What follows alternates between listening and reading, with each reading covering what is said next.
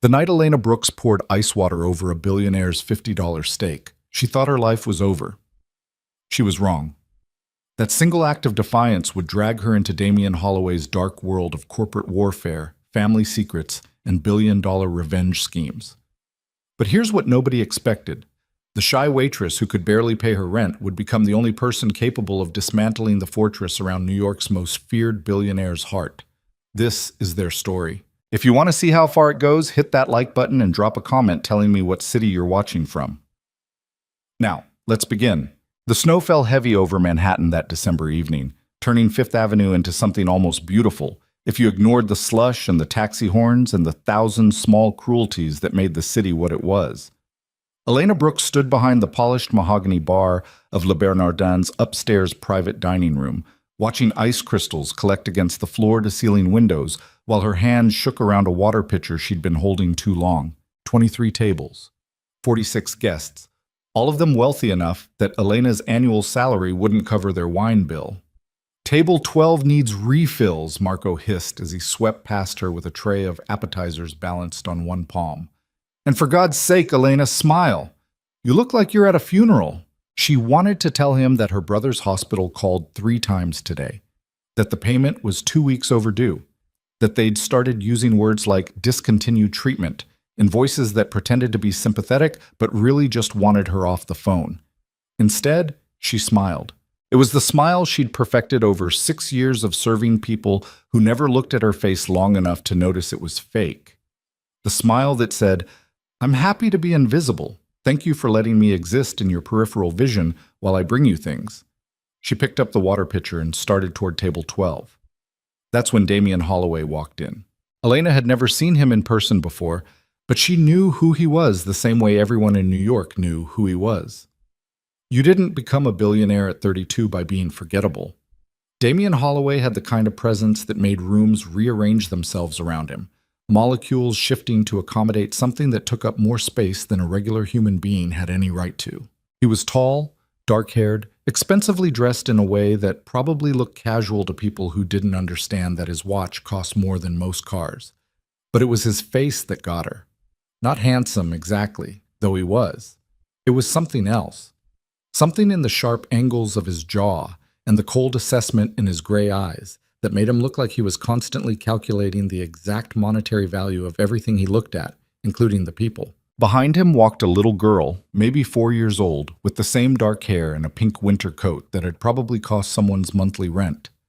She was holding his hand and looking around the restaurant with the kind of wonder that kids had before the world taught them to be bored by everything.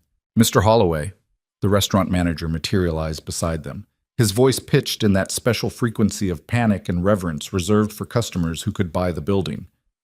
"Your table is ready. We've prepared exactly what you requested." Damien didn't smile, didn't nod, just looked at the manager like he was a piece of furniture that had spoken out of turn. "The corner table, away from everyone else. My daughter doesn't need an audience while she eats." Of course. Right this way." They swept past Elena toward a table that had been set apart from the others, separated by a decorative screen that created a semi-private alcove. She watched the little girl climb into her chair, watched Damien help her out of her coat with a gentleness that seemed wrong on him, like watching a shark do something tender. Then she turned back to table 12 and tried to forget about them. She lasted maybe 20 minutes. "Elena," the manager's voice cut through the quiet dinner conversation. "Mr. Holloway's table, now." Her stomach dropped. Wealthy customers never called for staff personally unless something was wrong, and when something was wrong with people like Damien Holloway, it became everyone's problem very quickly. She walked to the corner table on legs that felt like someone else's. The little girl was eating chicken fingers, her legs swinging under the table, completely absorbed in arranging her French fries into some kind of pattern. Damien was cutting into a steak that looked perfect to Elena's untrained eyes, but his expression suggested he'd just been served something scraped off a subway platform. "You're the waitress?" He didn't look up. "Yes, sir. Is something wrong with your meal?" "This steak is a disaster." He set down his knife and fork with the kind of precision that people used when they were about to make someone's night significantly worse. "I ordered it medium rare. This is practically still walking." Elena looked at the steak. It looked fine. It looked exactly like every other expensive steak she'd served in this restaurant, pink in the middle, seared on the outside, probably costing more than her electricity bill. I can have the kitchen prepare a new one, sir. I'm very sorry for... You're sorry. He finally looked at her, and his eyes were like looking into something frozen. Do you know how much I pay to eat here? Do you have any idea what my time is worth? I'll get the manager, sir. I don't want the manager. I want you to explain to me how a restaurant this expensive can't cook a simple piece of meat correctly. The little girl had stopped eating. She was watching her father with an expression Elena recognized because she'd worn it herself as a child. That careful blankness that kids developed when they learn to become invisible during adult anger. Sir, I apologize. I'll have the kitchen. The kitchen is incompetent. This entire establishment is incompetent. I should have known better than to bring my daughter somewhere that clearly doesn't understand the concept of quality. Something in his tone when he mentioned his daughter, like she was another item on a list of things he owned that deserved better service, made something snap in Elena's chest. She'd spent 6 years being polite to people who treated her like furniture. 6 years of swallowing anger and fear and exhaustion because she needed the job, needed the money, needed to keep her head down and survive. But standing there, looking at this man who had more money than God and still found time to humiliate service workers in front of his child, something broke. Maybe it was the 3 calls from the hospital. Maybe it was the eviction notice she'd found taped to her apartment door that morning. Maybe it was just 6 years of being invisible, finally reaching critical mass. Mr. Holloway, she heard herself say, I think your steak is fine. The entire alcove went silent. Damien looked up at her slowly, like he'd just heard a piece of furniture express an opinion and was trying to decide if he'd imagined it. Excuse me? I think your steak is cooked correctly. I think you're just looking for something to be angry about because that's what you do. You walk around making people feel small because it makes you feel big, and everyone just takes it because you're rich enough that bad behavior doesn't have consequences. She watched his expression change, watched something that might have been surprise flicker across his face before it hardened into something colder. You have no idea who you're talking to. I know exactly who I'm talking to. You're a bully, a lonely bully who hides behind money and fear because it's easier than actually being a decent person. And your daughter is sitting right there watching you teach her that this is how powerful people treat others. The little girl's eyes had gone wide. Damien's hand had frozen halfway to his water glass. You're fired. I quit. And then, before the rational part of her brain could stop her, Elena picked up the water pitcher from the side table and poured it directly onto his steak. Ice water cascaded over the expensive meat, across the designer plate, onto the white tablecloth that probably cost more than her weekly paycheck. Damien jerked backward, but not fast enough to avoid the splash that caught his shirt and tie. The little girl gasped. Somewhere behind her, Elena heard someone drop a tray. There, she said, setting down the empty pitcher with shaking hands. Now it's actually ruined. Now you have a real reason to complain. She turned and walked away before her knees could give out. The restaurant had gone completely silent. Every conversation had stopped. Every fork had paused halfway to every mouth. 46 wealthy New Yorkers were all staring at her like she'd just committed murder in the middle of dinner service. Marco stood frozen near the kitchen doors, his face pale. The manager was already rushing toward Damien's table, apologies spilling from his mouth like water. Elena kept walking. She grabbed her coat from the staff room, ignoring the other servers who'd gathered there, their expressions ranging from shock to something that might have been admiration if it wasn't mixed with so much fear. Elena, what the hell did you just do? Sarah, one of the other waitresses, grabbed her arm. That was Damien Holloway. Do you know what he can do? He could have you blacklisted from every restaurant in the city. He could... I don't care. Elena shrugged on her coat, her hands still shaking so badly she could barely get the buttons closed. I'm done letting people like him make me feel worthless. You're insane. Maybe she was. She'd just torpedoed her career, possibly her brother's only chance at continued treatment, her entire future in a city that didn't forgive mistakes like the one she'd just made. But walking out of that restaurant into the snowy December night, Elena felt something she hadn't felt in 6 years. She felt like a person again. The feeling lasted approximately 12 hours. By the time Elena woke up the next morning in her tiny studio apartment in Queens, reality had reasserted itself with the subtlety of a sledgehammer. She was unemployed, She had $800 in her bank account. Her rent was $1,300. Her brother's hospital bill was $17,000 and climbing. And she just publicly humiliated one of the most powerful men in New York City in front of his daughter and 46 witnesses. She lay in bed staring at the water stain on her ceiling, listening to her upstairs neighbor's dog bark, and wondering how she'd gone from quietly suffering to completely self-destructing in the span of 30 seconds. Her phone buzzed. A text from her brother. "How'd the shift go last night? Any good tips?" Elena closed her eyes. Tyler was 23, sweet, optimistic despite everything, and currently in Mount Sinai's oncology ward fighting leukemia for the second time in 5 years.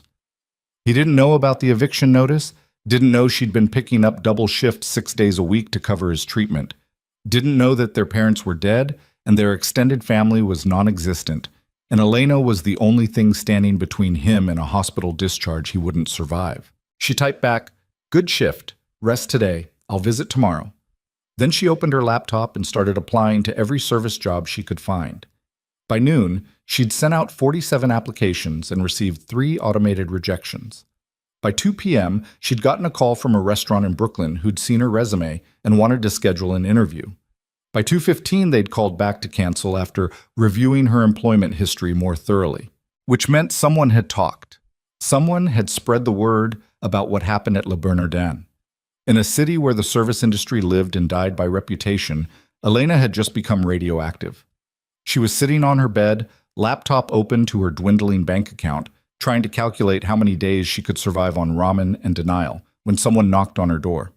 Elena froze. Landlords didn't knock.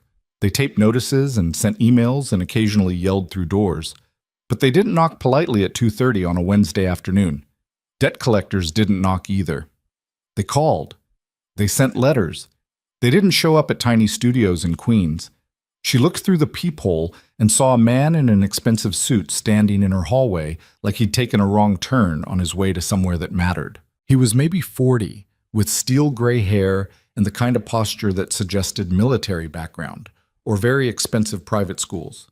He held a briefcase and wore an expression of patient professionalism that seemed somehow out of place against her neighbor's door with its peeling paint and collection of parking tickets taped to the frame. Elena opened the door 6 inches, keeping the chain lock engaged. "Can I help you?" "Miss Elena Brooks?" His voice was calm, neutral, the kind of voice people used when they were about to serve you papers or inform you of a death in the family. "Who's asking?" "My name is Marcus Webb. I work for Damien Holloway." He paused, presumably to let that information sink in and trigger the appropriate panic response. "Mr. Holloway would like to offer you a position." Elena laughed. It came out slightly hysterical. "Is this a joke? Did Sarah put you up to this?" "I assure you, Ms. Brooks, this is entirely serious. May I come in? This conversation would be better conducted in private." Every instinct Elena had screamed that this was a terrible idea. That letting someone connected to Damien Holloway into her apartment was approximately as smart as inviting a shark into your bathtub. But curiosity and desperation were a dangerous combination. She closed the door, unhooked the chain, and opened it wider. Marcus Webb stepped into her studio apartment and looked around with the kind of careful neutrality that people used when they were trying very hard not to react to their surroundings. Elena saw her home through his eyes. The futon that doubled as her bed, the tiny kitchenette with its broken cabinet door, the single window that looked out at another building's brick wall, the stack of medical bills on her desk that she'd stopped opening because the numbers had stopped making sense. "Please, sit." She gestured to the one chair she owned. Marcus sat, placing his briefcase precisely on his knees. Elena remained standing, arms crossed, because sitting would require sharing the futon, and that felt too vulnerable. "Ms. Brooks, I'll be direct. Mr. Holloway was impressed by your performance last night." "Impressed?" "Yes." I poured water on his dinner. "You confronted him publicly. You spoke truth to power, as they say. You did something that very few people have the courage to do." Marcus's expression didn't change. "Mr. Holloway respects that." "Mr. Holloway looked like he wanted to have me arrested." "Mr. Holloway spends most of his time surrounded by people who tell him what he wants to hear. Employees who fear him, business partners who want something from him, social climbers who see him as a stepping stone. You treated him like a person who was behaving badly, not like a deity who must be appeased. He finds that refreshing. Elena stared at him. This is insane, perhaps, but the offer is genuine. Marcus opened his briefcase and removed a folder. Mr. Holloway is prepared to offer you a position as his personal executive assistant. The salary is $200,000 annually, plus full health benefits that would extend to your immediate family members, including your brother Tyler's ongoing cancer treatment. The room tilted. $200,000. Full health benefits. Tyler's treatment covered. Elena sat down on the futon before her legs could give out. How do you know about my brother? Mr. Holloway is thorough in his business dealings. He researched your background after last night's incident. Marcus slid the folder across the small space between them. These are the terms of employment. You would be expected to manage his schedule, coordinate his business affairs, handle certain personal matters, and generally serve as his right hand in professional contexts. The position would require significant hours and absolute discretion. Why? Elena's voice came out hoarse. Why would he offer me this? I humiliated him, in public, in front of his daughter. For the first time, something that might have been amusement flickered across Marcus's professional mask. As I said, Ms. Brooks, you did something very few people have the courage to do.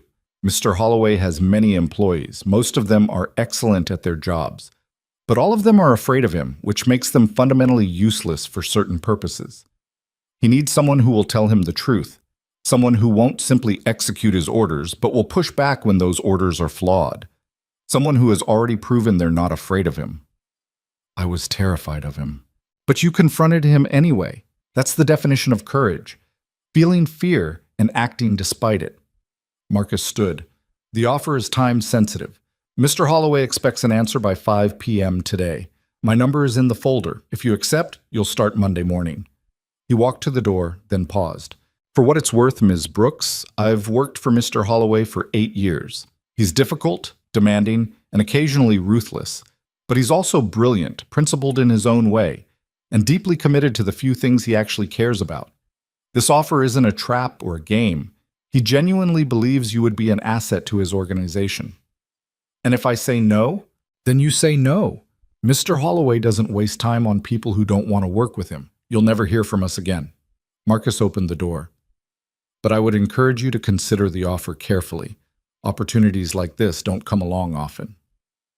Then he was gone, leaving Elena alone with a folder full of papers and a decision that felt like standing at the edge of a cliff. She opened the folder. The employment contract was 40 pages long, dense with legal language that made her head hurt. But certain phrases jumped out at her.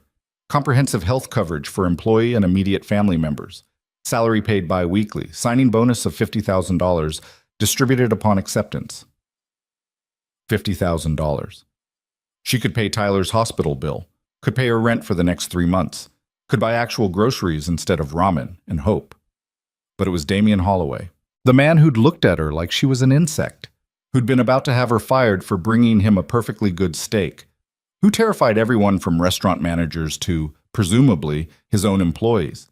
She thought about his daughter, the little girl with the pink coat and the careful blankness in her eyes.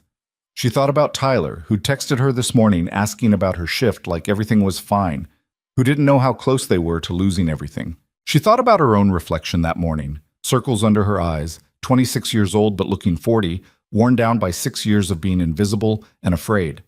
Maybe working for a billionaire everyone feared was insane, but being broke and desperate in New York City was its own kind of insanity. At 4:45 p.m., Elena called the number in the folder. Marcus Webb answered on the first ring. I accept, she said before she could change her mind. I'll take the job. Excellent. A car will pick you up Monday morning at 7 a.m. Dress professionally. Mr. Holloway appreciates punctuality. A pause. Welcome to Holloway Capital, Ms. Brooks. I think you're going to be interesting. The line went dead. Elena sat in her tiny apartment as the winter sun set over Queens, holding a phone that had just committed her to working for a man who might be brilliant, or might be a monster, or might be both. She had no idea what she'd just agreed to, but she had a feeling she was about to find out.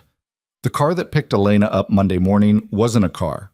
It was a Mercedes S-Class with leather seats that probably cost more than her entire apartment, and a driver named Thomas who called her Ms. Brooks, like she was someone important. She'd spent the weekend in a panic, buying 2 cheap business suits from a clearance rack and watching YouTube videos about being an executive assistant. The videos were full of cheerful women organizing calendars and booking travel and using phrases like synergy and bandwidth that made Elena want to throw her laptop out the window. None of them mentioned what to do when your boss was a billionaire who everyone feared. Holloway Capital occupied 15 floors of a glass and steel tower in Midtown that looked like it had been designed to make people feel small. Elena stood on the sidewalk, looking up at the building, while her stomach performed acrobatics. "Miss Brooks?" Thomas had appeared beside her. "Mr. Webb is waiting in the lobby." Right, because of course Marcus Webb would be there to personally escort her into whatever fresh hell she'd signed up for. The lobby was all marble and angular furniture, full of people in expensive suits moving with the kind of purpose that suggested their time was worth significantly more than hers. Marcus materialized from the crowd wearing the same professional neutrality he'd worn in her apartment. "Ms. Brooks?" "Punctual." "Good." He handed her a sleek black badge. "This will get you through security and up to the executive floor. You'll have an office adjacent to Mr. Holloway's. I'll show you to your workspace and we'll review your initial responsibilities." "Where's Mr. Holloway?" "In a meeting. He'll want to see you at 9:30. Marcus led her to a private elevator that required badge access. "A few things you should know before you start. Mr. Holloway values efficiency, honesty, and discretion above all else. He doesn't tolerate incompetence, but he also doesn't tolerate yes men. If you think he's making a mistake, tell him. He may not listen, but he'll respect you for saying it." The elevator shot upward fast enough to make Elena's ears pop. "He has a daughter, Sophia, who's 4 years old. Her mother isn't in the picture. Sophia is the single most important thing in his life, though he'd probably set himself on fire before admitting that out loud. He picks her up from school every day at 3 p.m. That's non-negotiable." The elevator doors opened onto a floor that looked like it had been designed by someone who thought warmth was a weakness. Floor-to-ceiling windows overlooked Manhattan, separated by walls of pale gray and stark white. The furniture was expensive and uncomfortable looking. The art on the walls was probably worth more than Elena's annual salary and looked like someone had thrown paint at a canvas while angry. "Your office." Marcus opened a door. It wasn't what Elena had expected. She'd pictured a cubicle, maybe a desk in a corner somewhere. But this was an actual office with windows and a desk that looked like it cost more than a car and a chair that probably had more adjustable settings than a spaceship. "Computer is logged in with your credentials. Calendar is synced with Mr. Holloway's. Phone system has instructions in the desk drawer. I'll be 3 doors down if you have questions." Marcus checked his watch. "You have 45 minutes. I'd suggest familiarizing yourself with today's schedule." Then he left her alone in an office that was bigger than her apartment. Elena sat down in the ridiculously expensive chair and opened the computer. Damian Holloway's calendar looked like someone had tried to fit 48 hours of activity into 24. Meetings stacked back to back, conference calls overlapping, appointments color-coded by priority. And in the middle of it all, at 3 p.m. every day, a single blocked-off hour labeled simply Sophia.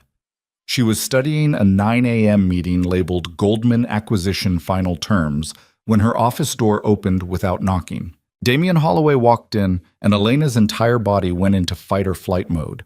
He looked different than he had at the restaurant.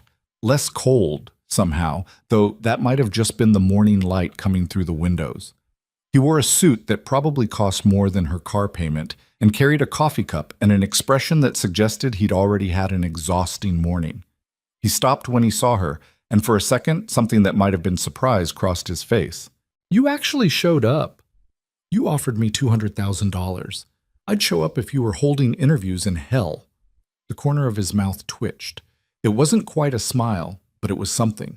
"Marcus says you're punctual and you cleaned up your resume. That's a start." He sat down in one of the chairs across from her desk, which felt wrong. This was his building, his company, his chair. But he sat like he owned the space because he did. "Do you know what an executive assistant actually does, Elena?" The way he said her name, like he was testing how it felt in his mouth, made something uncomfortable shift in her chest. "I manage your schedule, book your travel, handle correspondence, make sure your meetings run on time and you don't miss appointments. That's what a regular assistant does. You're not going to be a regular assistant." He set down his coffee cup. Goldman wants to sell their stake in a medical research firm that I've been trying to acquire for 3 years. The final meeting is this afternoon at 2. I need you to pull everything we have on their financial projections for the last 18 months, cross-reference it with the research team's actual output, and find me something I can use as leverage. Elena stared at him.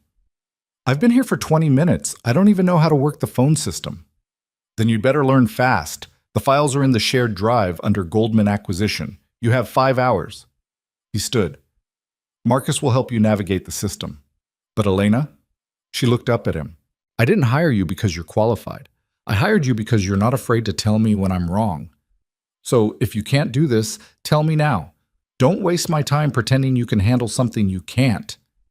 It was the same tone he'd used at the restaurant, that cold assessment, like he was calculating her value and finding it questionable. And just like at the restaurant, something in Elena snapped. I can do it, she heard herself say. But you need to stop treating me like I'm incompetent before I've even started. You hired me. Either trust that decision or fire me and save us both the trouble. Silence. Damien looked at her with those cold gray eyes, and Elena waited for him to tell her she was fired, that this had all been some kind of test she'd just failed spectacularly. Instead, he smiled. It wasn't a warm smile.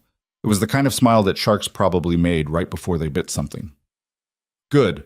Marcus's office is 3 doors down. The files are waiting. Don't disappoint me. Then he walked out, leaving Elena alone with a computer she barely knew how to use and 5 hours to do something she had no idea how to do. She sat there for exactly 30 seconds, feeling completely overwhelmed. Then she stood up and went to find Marcus Webb. The next 5 hours were a blur of spreadsheets and financial documents and technical jargon that made Elena's head hurt. Marcus helped her navigate the file system, then disappeared to handle his own mountain of work. Elena buried herself in numbers and research papers and projections that all seemed designed to hide the fact that Goldman's medical research firm was hemorrhaging money. At 1:45 p.m., she walked into Damien's office with a folder full of notes and a stomach full of anxiety. He was on the phone, pacing in front of his windows with Manhattan spread out below him like a kingdom. He gestured for her to sit without pausing his conversation. Don't care what their projections say, Richard. The reality is they're burning through capital faster than they're producing results. Yes, I understand that. We'll discuss it this afternoon. He ended the call and turned to face her. Tell me you found something. Elena opened her folder. Her hands were shaking slightly, which annoyed her. Their last 3 research trials failed. Not failed as in didn't produce the results we wanted. Failed as in had to be terminated early due to funding issues. They're presenting it as strategic redirection, but the actual data shows they ran out of money halfway through each trial. Damien sat down behind his desk. Continue. They've been using projected revenue from patents that don't exist yet to justify their valuation. But none of those patents have actually been filed. They're selling you potential that they have no legal framework to protect. Something changed in his expression. Interest, maybe. Or the look a predator got when it spotted weakness. How did you find that? Cross-reference their financial statements with patent office filings. The numbers didn't match. Elena pulled out another document. Also, their lead researcher left 6 months ago. They replaced him with someone who has a history of academic fraud. That's public record, but it's buried in a European journal that nobody here seems to read. Damien took the document from her, read it, and for the first time since she'd met him, actually looked impressed. Goldman doesn't know you found this. Goldman doesn't know I exist. He laughed. It was short, sharp, and completely unexpected. You've been here for 6 hours and you just handed me enough leverage to cut their asking price in half. He stood. The meeting is in 15 minutes. You're coming with me. What? You did the research. You should see how it plays out. He was already heading for the door. And Elena? This is what I hired you for. Finding things other people miss. Connecting dots that everyone else ignores. You're good at it. It might have been the first genuine compliment he'd ever given another human being. Elena followed him to the conference room in a daze. The Goldman meeting was brutal.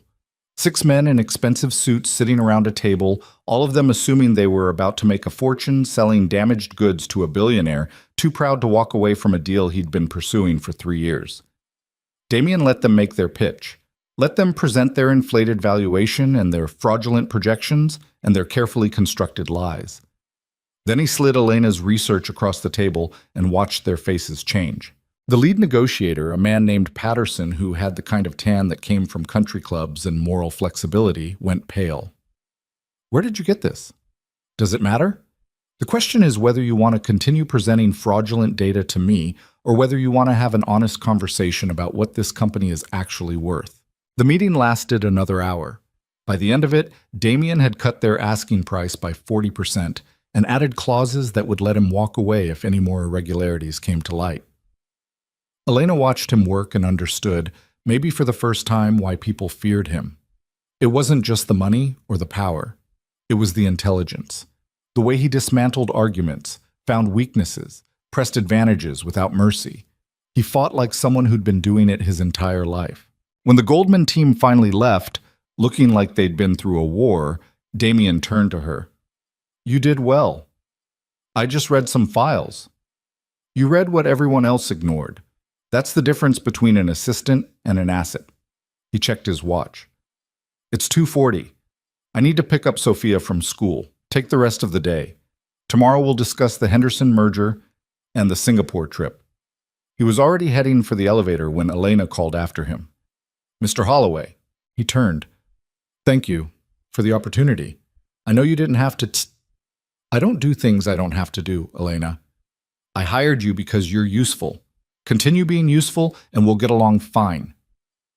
Then he was gone, and Elena was left standing in an empty conference room, wondering what the hell she'd just signed up for. She went home that night to her tiny apartment in Queens, but it felt different now. Smaller, maybe. Or she felt bigger. Tyler called at 8. How's the new job? Terrifying, Elena admitted. But better than waitressing. What's he like? The billionaire? She thought about Damien Holloway. The cold eyes and the sharp smile and the way he'd looked at her research like she'd handed him a weapon. Complicated, she said finally. He's complicated. That night, Elena lay in bed staring at her ceiling, thinking about tomorrow, and the day after, and all the days stretching ahead of her in a glass tower full of people who feared the man she now worked for. She'd quit her job as a waitress by pouring water on a billionaire's dinner. Now she worked for him. She had no idea if that made her the smartest person in New York or the dumbest. But she had a feeling she was about to find out. The first week at Holloway Capital taught Elena that fear was a language everyone in the building spoke fluently. She learned it in the way junior executives straightened their spines when Damien walked past, in the careful neutrality of voices during conference calls when he asked questions that everyone knew had wrong answers, in the speed with which people responded to his emails, like the delay between send and reply was being measured in heartbeats and careers. Marcus had been right. Everyone was afraid of him. Everyone except Elena, who'd already committed career suicide once and figured lightning didn't strike twice. On Thursday morning of her second week, she walked into his office at 7:30 a.m. to find him staring at a laptop screen with an expression that could have curdled milk. The Singapore projections are garbage, he said without looking up. Thompson sent me fantasy numbers wrapped in corporate jargon. Tell him if he doesn't have realistic figures on my desk by noon, he can start updating his resume. Elena had learned that Damien didn't actually want her to deliver threats verbatim. He wanted her to translate his anger into something that got results without creating human resources disasters. She called Thompson's office. Mr. Holloway would like to review revised projections that reflect current market conditions rather than optimistic assumptions. He's blocking out time at noon specifically to discuss this with you. 20 minutes later, Thompson appeared at her desk, looking like he'd aged 5 years. Is he really going to fire me? Only if you show up at noon with the same numbers you sent at midnight. Thompson vanished back to his office. Damien walked past her desk carrying coffee. You made that sound almost polite. You hired me to tell you the truth, not to make your employees cry. Some of them could use a good cry. Might improve their work. But his mouth did that thing that wasn't quite a smile. The Henderson contract arrived. I need you to read through it and flag anything that looks questionable. I'm not a lawyer. You're smarter than half my lawyers, and you don't bill $400 an hour to tell me things I already know. He set a folder on her desk thick enough to be a murder weapon. Meeting at 3. Don't be late. He disappeared into his office before Elena could point out that she was never late. The contract was 80 pages of legal language that made her head hurt. She spent 3 hours working through it with a notepad and increasing irritation. Whoever had drafted this thing had buried concerning clauses under enough verbal camouflage to make them almost invisible. Almost. At 2:45, she walked into the conference room where Damien was already seated with 4 lawyers who probably charged more per hour than Elena made in a week. Section 12, page 47, she said, dropping the contract on the table. They're asking for a non-compete clause that would prevent you from acquiring any medical research firms for 5 years after this deal closes. Section 18 adds a liquidation preference that gives them priority on assets if the company fails. And Section 22 has language that would let them force a sale if revenues drop below projections they get to set unilaterally. One of the lawyers, a man named Portman with silver hair and an expensive watch, looked at her like she'd just recited Shakespeare in the original Klingon. "Who is this?" "My assistant," Damien said, "and apparently the only person who actually read the contract. Gentlemen, would any of you like to explain why you were about to let me sign something that would have given Henderson complete control over my medical research division?" The silence that followed was the kind that preceded executions. "We were planning to negotiate those terms," another lawyer said weakly. "By letting me walk into a meeting without knowing they existed?" Damien's voice was quiet. That was worse than yelling. "Get out, all of you. Draft a response that removes every clause Elena just mentioned and have it on my desk by morning. If you can't do that, I'll find lawyers who can." They left like building was on fire. Elena started to follow them, but Damien's voice stopped her. "Where did you learn to read contracts?" "I didn't. I just looked for anything that sounded like it was trying too hard not to be noticed." She turned back. "People who want to hide things use a lot of words to do it. Makes them feel clever, but it also makes them obvious. You found 3 buried clauses that 4 lawyers with a combined 6 decades of experience missed. They probably saw them. They just assumed you wanted the deal badly enough not to care." Damien leaned back in his chair, studying her with those gray eyes that always made her feel like she was being calculated and appraised. "Do you know why I'm acquiring Henderson Medical? Because you want to expand into pharmaceutical research?" "Because 15 years ago, my younger brother got sick. Leukemia. He was 12. His voice was flat, factual, like he was reading stock prices. The treatment options were brutal. Chemo that destroyed his immune system. Radiation that left him weak for months. He survived the first round. The cancer came back when he was 14. The second round killed him." Elena felt something cold settle in her stomach. "I'm sorry." "Don't be. It was a long time ago." But his hands were gripped tight on the armrests. "Henderson Medical is developing new treatments, targeted therapies that could help kids like my brother without destroying everything else in the process. That's why I want them, not for profit, for purpose." "Then you definitely shouldn't sign a contract that would let them force a sale if revenues drop. Research takes time. Profitable results don't happen on a schedule." "Exactly." He stood. "I have to pick up Sophia. Tomorrow morning, I need you to sit in on a call with the Singapore team. They're 8 hours ahead, so it'll be early." "How early?" 5 a.m.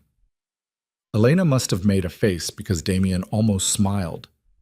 "Welcome to international business, Elena. The hours are terrible and the coffee is worse. I'll have a car pick you up at 4:30. That night, Elena's alarm went off at 3:45 a.m., which she was pretty sure violated some kind of human rights convention.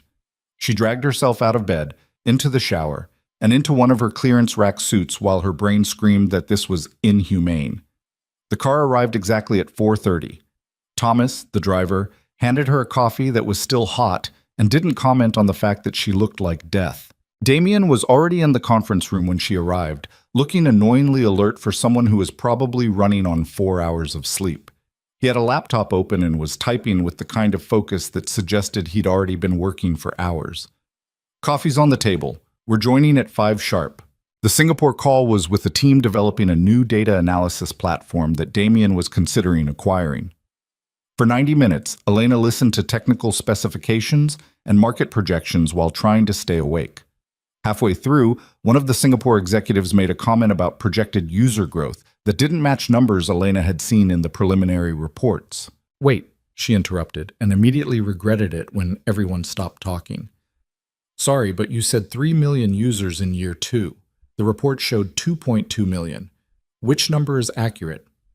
Silence on the other end of the call. Then, the 3 million figure reflects our updated projections. Updated when? More silence. Ms. Brooks raises a good question. Damien's voice was silk over steel. When exactly did these projections change, and why wasn't my team notified? What followed was 20 minutes of backpedaling and explanations that got progressively less convincing. By the end of the call, Damien had tabled the acquisition pending a full audit of their numbers. When he hung up, he looked at Elena. You caught that discrepancy in 90 minutes. My analysis team has been reviewing their data for 3 weeks.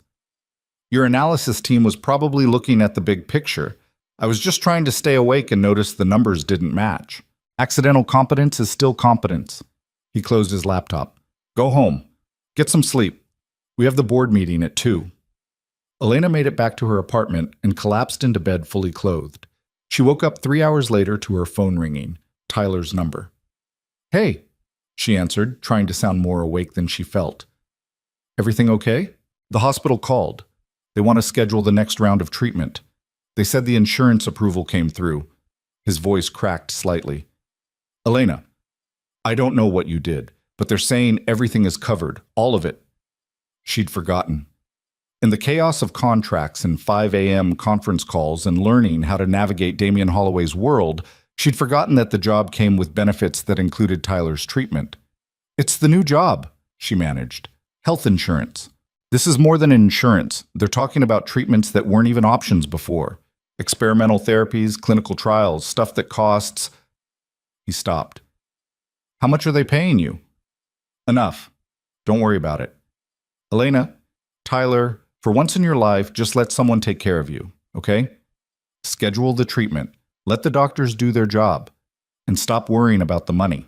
After she hung up, Elena sat on her bed and cried for the first time in 6 months. Relief, exhaustion, gratitude, terror, all of it mixed together until she couldn't tell which emotion was which. She'd sold her soul to a billionaire everyone feared, but Tyler was going to live. By her 3rd week, Elena had developed a routine. Wake up at 6, check Damien's calendar for disasters, answer emails from people who assumed she had actual authority, attend meetings where she was the youngest person in the room by at least 15 years, go home and collapse. Somewhere in there, she was supposed to eat and sleep and maintain some kind of life outside of work. She wasn't doing great on any of those fronts. Friday afternoon, she was reviewing travel arrangements for Damien's trip to London when Sophia walked into her office. The little girl stood in the doorway wearing a school uniform and carrying a backpack shaped like a unicorn. Her dark hair was pulled into pigtails that were coming loose, and she had paint on her hands. "You're the water lady," Sophia announced. Elena blinked. "Excuse me? You poured water on Daddy's food. At the restaurant. I remember you." Sophia walked further into the office and climbed into one of the visitor chairs like she owned the place, which, technically, her father did. "Are you his new assistant?" "Yes. My name is Elena." "I'm Sophia. I'm 4 3/4. That's almost 5. She swung her legs, which didn't quite reach the floor. "Why did you pour water on Daddy's dinners?" This was definitely not covered in any of the YouTube videos about being an executive assistant. "Your dad was upset about his food. I thought he could use some cooling down." Sophia giggled. It was the first time Elena had heard her make a sound that wasn't careful or quiet. "Daddy said you were brave. He told Marcus that you were the first person in 5 years who wasn't scared of him. Your daddy is very good at being scary." "I know, but he's not mean. He's just sad sometimes." Sophia said it matter-of-factly, like she was describing the weather. "Mommy left when I was a baby. Daddy doesn't like to talk about it, but I think that's why he's sad." The office door opened and Damien walked in, stopping short when he saw his daughter in Elena's visitor chair.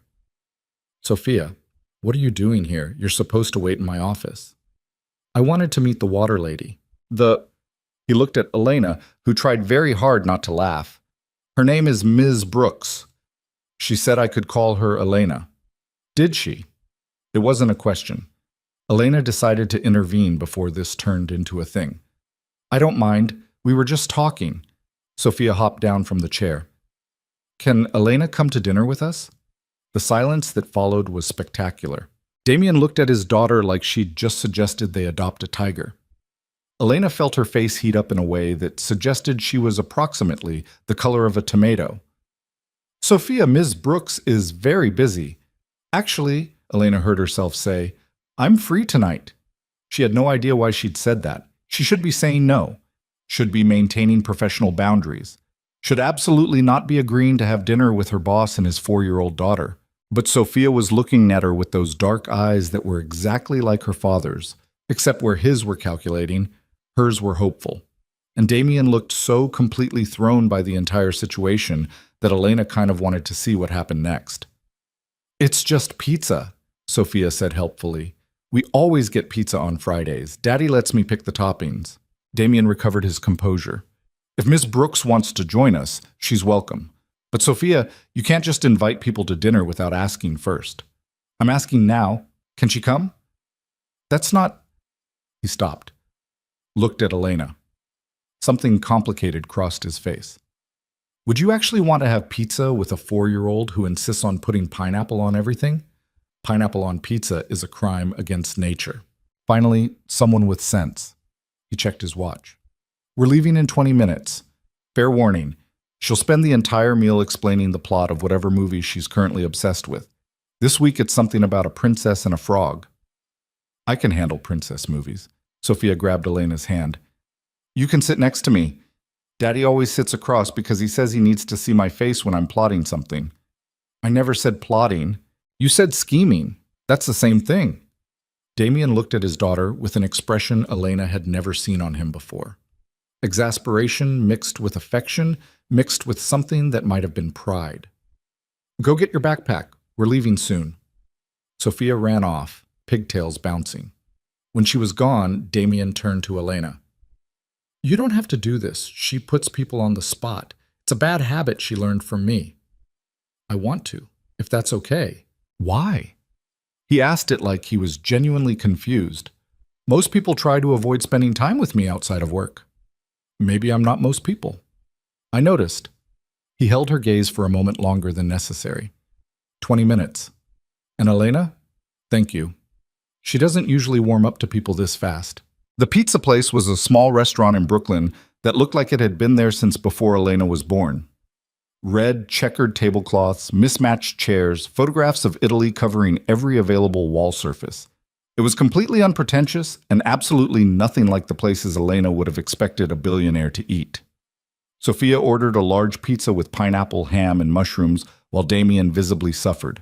This is why we can't take you to nice restaurants, he told his daughter. You take me to nice restaurants all the time. I just don't like them. The food is weird and everyone whispers.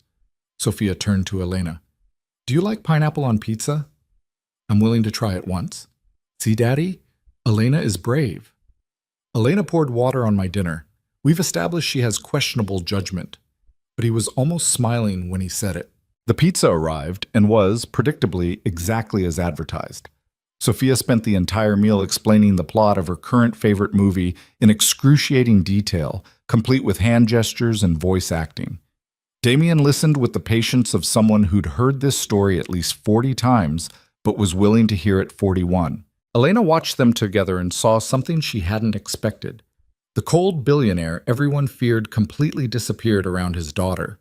He was present, attentive, engaged in a way that suggested nothing else in the world mattered except this little girl and her enthusiasm for animated movies.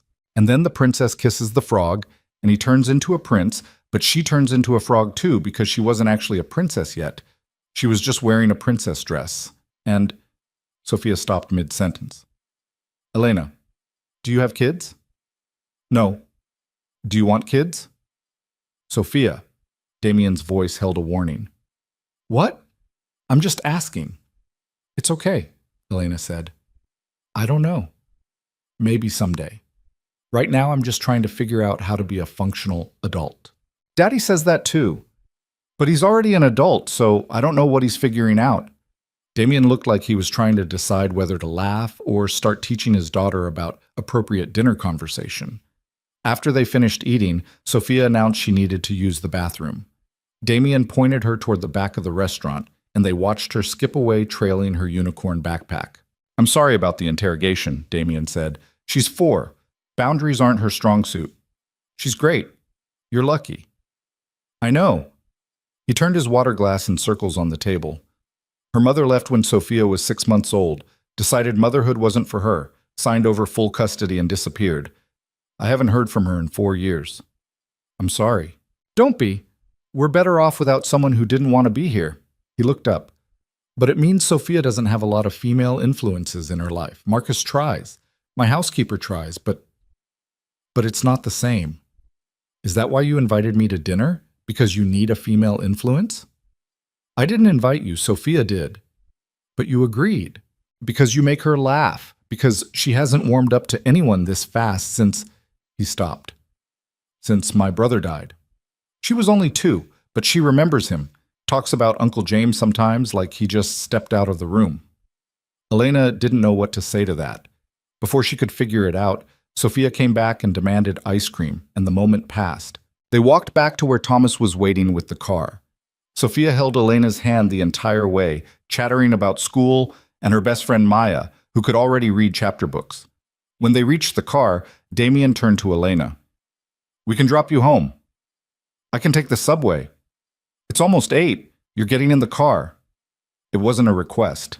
Thomas drove them to Queens while Sophia fell asleep in her car seat, head tilted at an angle that was going to give her a terrible neckache. She does that every Friday, Damien said quietly, looking at his daughter. Crashes exactly 20 minutes after dinner. I keep telling myself I should feed her earlier, but then we'd miss the sunset walk. You walk after dinner?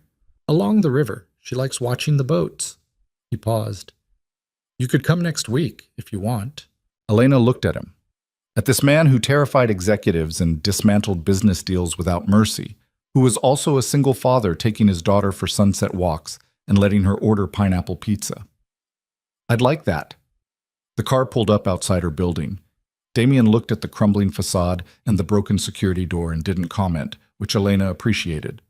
Thank you for dinner, she said, and for the ride. Thank you for being patient with Sophia's questions, and for not judging the pineapple too harshly. It was worse than I expected. It always is. Elena got out of the car and watched it drive away, carrying a sleeping 4-year-old and her complicated father back to whatever mansion they lived in. She climbed the stairs to her apartment, thinking about how her life had become something she didn't recognize. 3 weeks ago, she'd been a waitress drowning in debt. Now she was having pizza with a billionaire and his daughter, reviewing corporate contracts, and catching discrepancies that teams of lawyers missed. She had no idea what she was doing, but for the first time in years, she felt like she was doing something that mattered. The following Monday, Elena arrived at the office to find Damien already in a meeting with 3 men she didn't recognize. Through the glass walls of the conference room, she could see tension in every line of his body. Marcus appeared at her desk. Those are the board members pushing for the Shanghai expansion. They've been trying to convince him for 6 months. He doesn't want to expand to Shanghai. He thinks the market isn't stable enough. They think he's being overcautious because of what happened with the medical research project. Marcus's expression was carefully neutral, the one his brother was part of. Before Elena could ask what that meant, Damien's voice cut through the glass. Not yelling, but sharp enough to carry. We're done here. I've made my position clear. The 3 board members filed out looking frustrated. One of them, a man with white hair and a face like weathered granite, stopped at Elena's desk. You're the new assistant? Yes, sir. Good luck. You're going to need it. He walked away before she could respond. Damien emerged from the conference room, his expression dark. Cancel my afternoon meetings. I need to review the Shanghai projections again, and I can't do that while people are breathing down my neck about quarterly targets. The Henderson team called. They want to move tomorrow's meeting to today. No, tomorrow is Sophia's school thing. I'm not missing it for Henderson. He stopped. What school thing? Elena checked her notes. Parent-teacher conference? 3 p.m. You blocked it out 2 weeks ago. Right, good. He ran a hand through his hair, which was the closest thing to disheveled Elena had ever seen on him. Did you finish the Singapore audit review? On your desk? They're hiding debt in subsidiary companies. The numbers look clean on the surface, but when you track the capital flow, about 40 million is unaccounted for. Damien went still. 40 million? Give or take. The accounting is deliberately confusing, but the money goes in and doesn't come back out where it's supposed to. That deal was supposed to close next week. Probably shouldn't close it until someone explains where the money went. He looked at her for a long moment.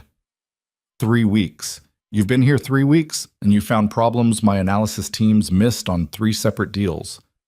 Is that bad? It's expensive. Do you know how much I pay those teams? Probably too much. The corner of his mouth twitched. Probably. Call Singapore. Tell them the deal is on hold pending a full forensic audit. And Elena? Yes? You're getting a raise. He disappeared into his office before she could respond. Elena sat at her desk, staring at nothing, trying to process what had just happened. She'd gotten a raise. After 3 weeks. For doing what exactly? Reading documents carefully? Asking questions that seemed obvious? Not being afraid to point out when numbers didn't make sense? Her phone buzzed. A text from Tyler.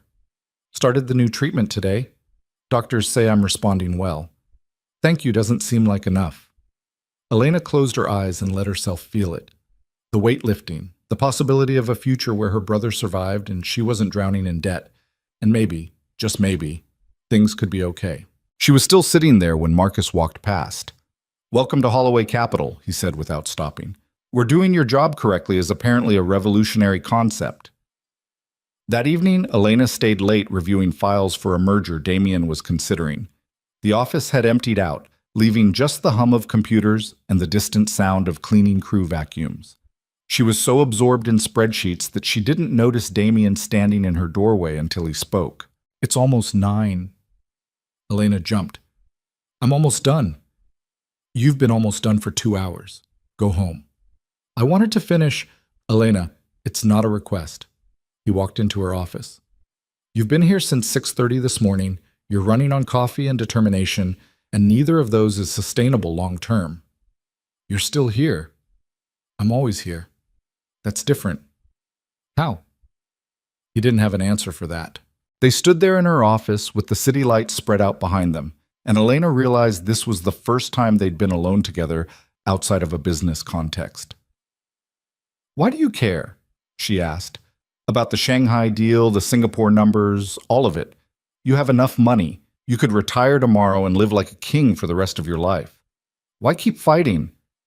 Damien was quiet for so long she thought he wasn't going to answer. Then, because when I was 24, I had a best friend named Marcus. Different Marcus, not Webb. We started a medical research company together. We were going to change the world, develop treatments that would save kids like my brother. Elena waited. He betrayed me. Stole the research, destroyed the company, left me with nothing but debt and legal battles. My brother died 6 months later. The treatment we were developing might have saved him. What happened to the friend? He sold the research to a pharmaceutical company, made millions, and is currently living in Switzerland running a venture capital fund. Damien's voice was flat. I spent 10 years rebuilding, learning, making sure I would never be in a position where someone could take everything from me again. Is that why you're so careful about deals? Why you push so hard? I'm careful because I learned what happens when you're not. When you trust the wrong people. When you assume everyone wants what you want. He looked at her. You asked why I care. I care because somewhere out there, there's a kid like my brother who needs treatments that don't exist yet. And maybe if I'm careful enough, smart enough, ruthless enough, I can build something that actually helps them. Elena thought about Tyler, about hospital rooms and clinical trials, and the weight of watching someone you love fight for their life. I get it, she said quietly. My brother has leukemia. He's 23. This is his 2nd time fighting it. Something changed in Damien's expression. Understanding, maybe. Recognition. Is that why you took the job, the health insurance? That's why I didn't say no immediately, but I stayed because... She stopped. I don't know. Because you're terrifying and brilliant and completely impossible, but you're trying to build something that matters, and I want to be part of that. Even though I'm a lonely bully who hides behind money, Elena felt her face flush. I was having a really bad night. You were right, though. That's what made it worse. He moved toward the door. Go home, Elena. The files will be here tomorrow. Damien. He turned. Thank you for the job, for Tyler's treatment, for trusting me with this. You earned it. Don't make me regret it. But he said it without the edge he usually carried, and Elena knew it was as close to kindness as he was capable of. She gathered her things and headed for the elevator, thinking about billionaires with dead brothers and stolen research and hearts that had turned cold from betrayal. The name surfaced 3 weeks later, buried in documents Elena probably wasn't supposed to see. She'd been searching through archived files for background on a potential acquisition when she found it. An old partnership agreement dated 15 years back. 2 names on the signature line, Damian Holloway and Richard Chen. Chen Medical Research, LLC. Elena sat back in her chair staring at the screen. Damian had said his former partner's name was Marcus, but maybe she'd misremembered. Or maybe Richard Chen was the pharmaceutical company that had bought the stolen research. She made a mental note to ask Marcus Webb about it, then kept digging. What she found made her stomach turn. There were emails, legal filings, court documents from a lawsuit that had been settled out of court. And at the center of it all, a pattern of betrayal so calculated it almost looked elegant. Richard Chen hadn't just stolen research. He'd systematically dismantled the company from the inside, redirected funding, falsified trial results, and sold everything to Phoenix Pharma 3 days before the company collapsed. The settlement had included a non-disclosure agreement that prevented Damian from publicly discussing what happened, which explained why nobody seemed to know about it. Elena was still reading when her office door opened. She minimized the screen on instinct, which was stupid because Damian could access anything on the company servers. "Why do you look guilty?" he asked. "I don't look guilty." "You absolutely look guilty. What are you hiding?" "Nothing. I was just researching the Henderson acquisition and got distracted." He didn't believe her. She could see it in the way his eyes narrowed slightly, but instead of pushing, he set a folder on her desk. "Board meeting in an hour. I need you there to present the Singapore findings." "You want me to present?" "You found the discrepancies. You should get credit for them." He paused. "Also, watching board members realize they're being educated by someone who's been here less than 2 months will be entertaining." "You have a cruel sense of humor." "I'm aware." The board meeting was exactly as uncomfortable as Elena expected. 12 people in expensive suits sitting around a table that probably cost more than a car, all of them looking at her like she was a particularly interesting species of insect. Elena stood at the head of the table with her laptop and tried to pretend her hands weren't shaking. "The Singapore acquisition looked clean on paper," she began. "Revenue projections were solid, market analysis was thorough. Everything checked out. But when I tracked capital flow through their subsidiary companies, $43 million disappeared." She pulled up the spreadsheet she'd spent 2 weeks building. It moves from the parent company to a subsidiary in the Cayman Islands, then to another subsidiary in Singapore, then to a shell company that exists only on paper. The money never comes back. One of the board members, a woman named Patricia Vance with silver hair, an expression that suggested she'd heard every excuse ever invented, leaned forward. "How did our analysis team miss this?" They were looking at consolidated financials. The individual transactions were small enough to avoid automatic flags. But when you add them up over 18 months, 43 million, Damian finished.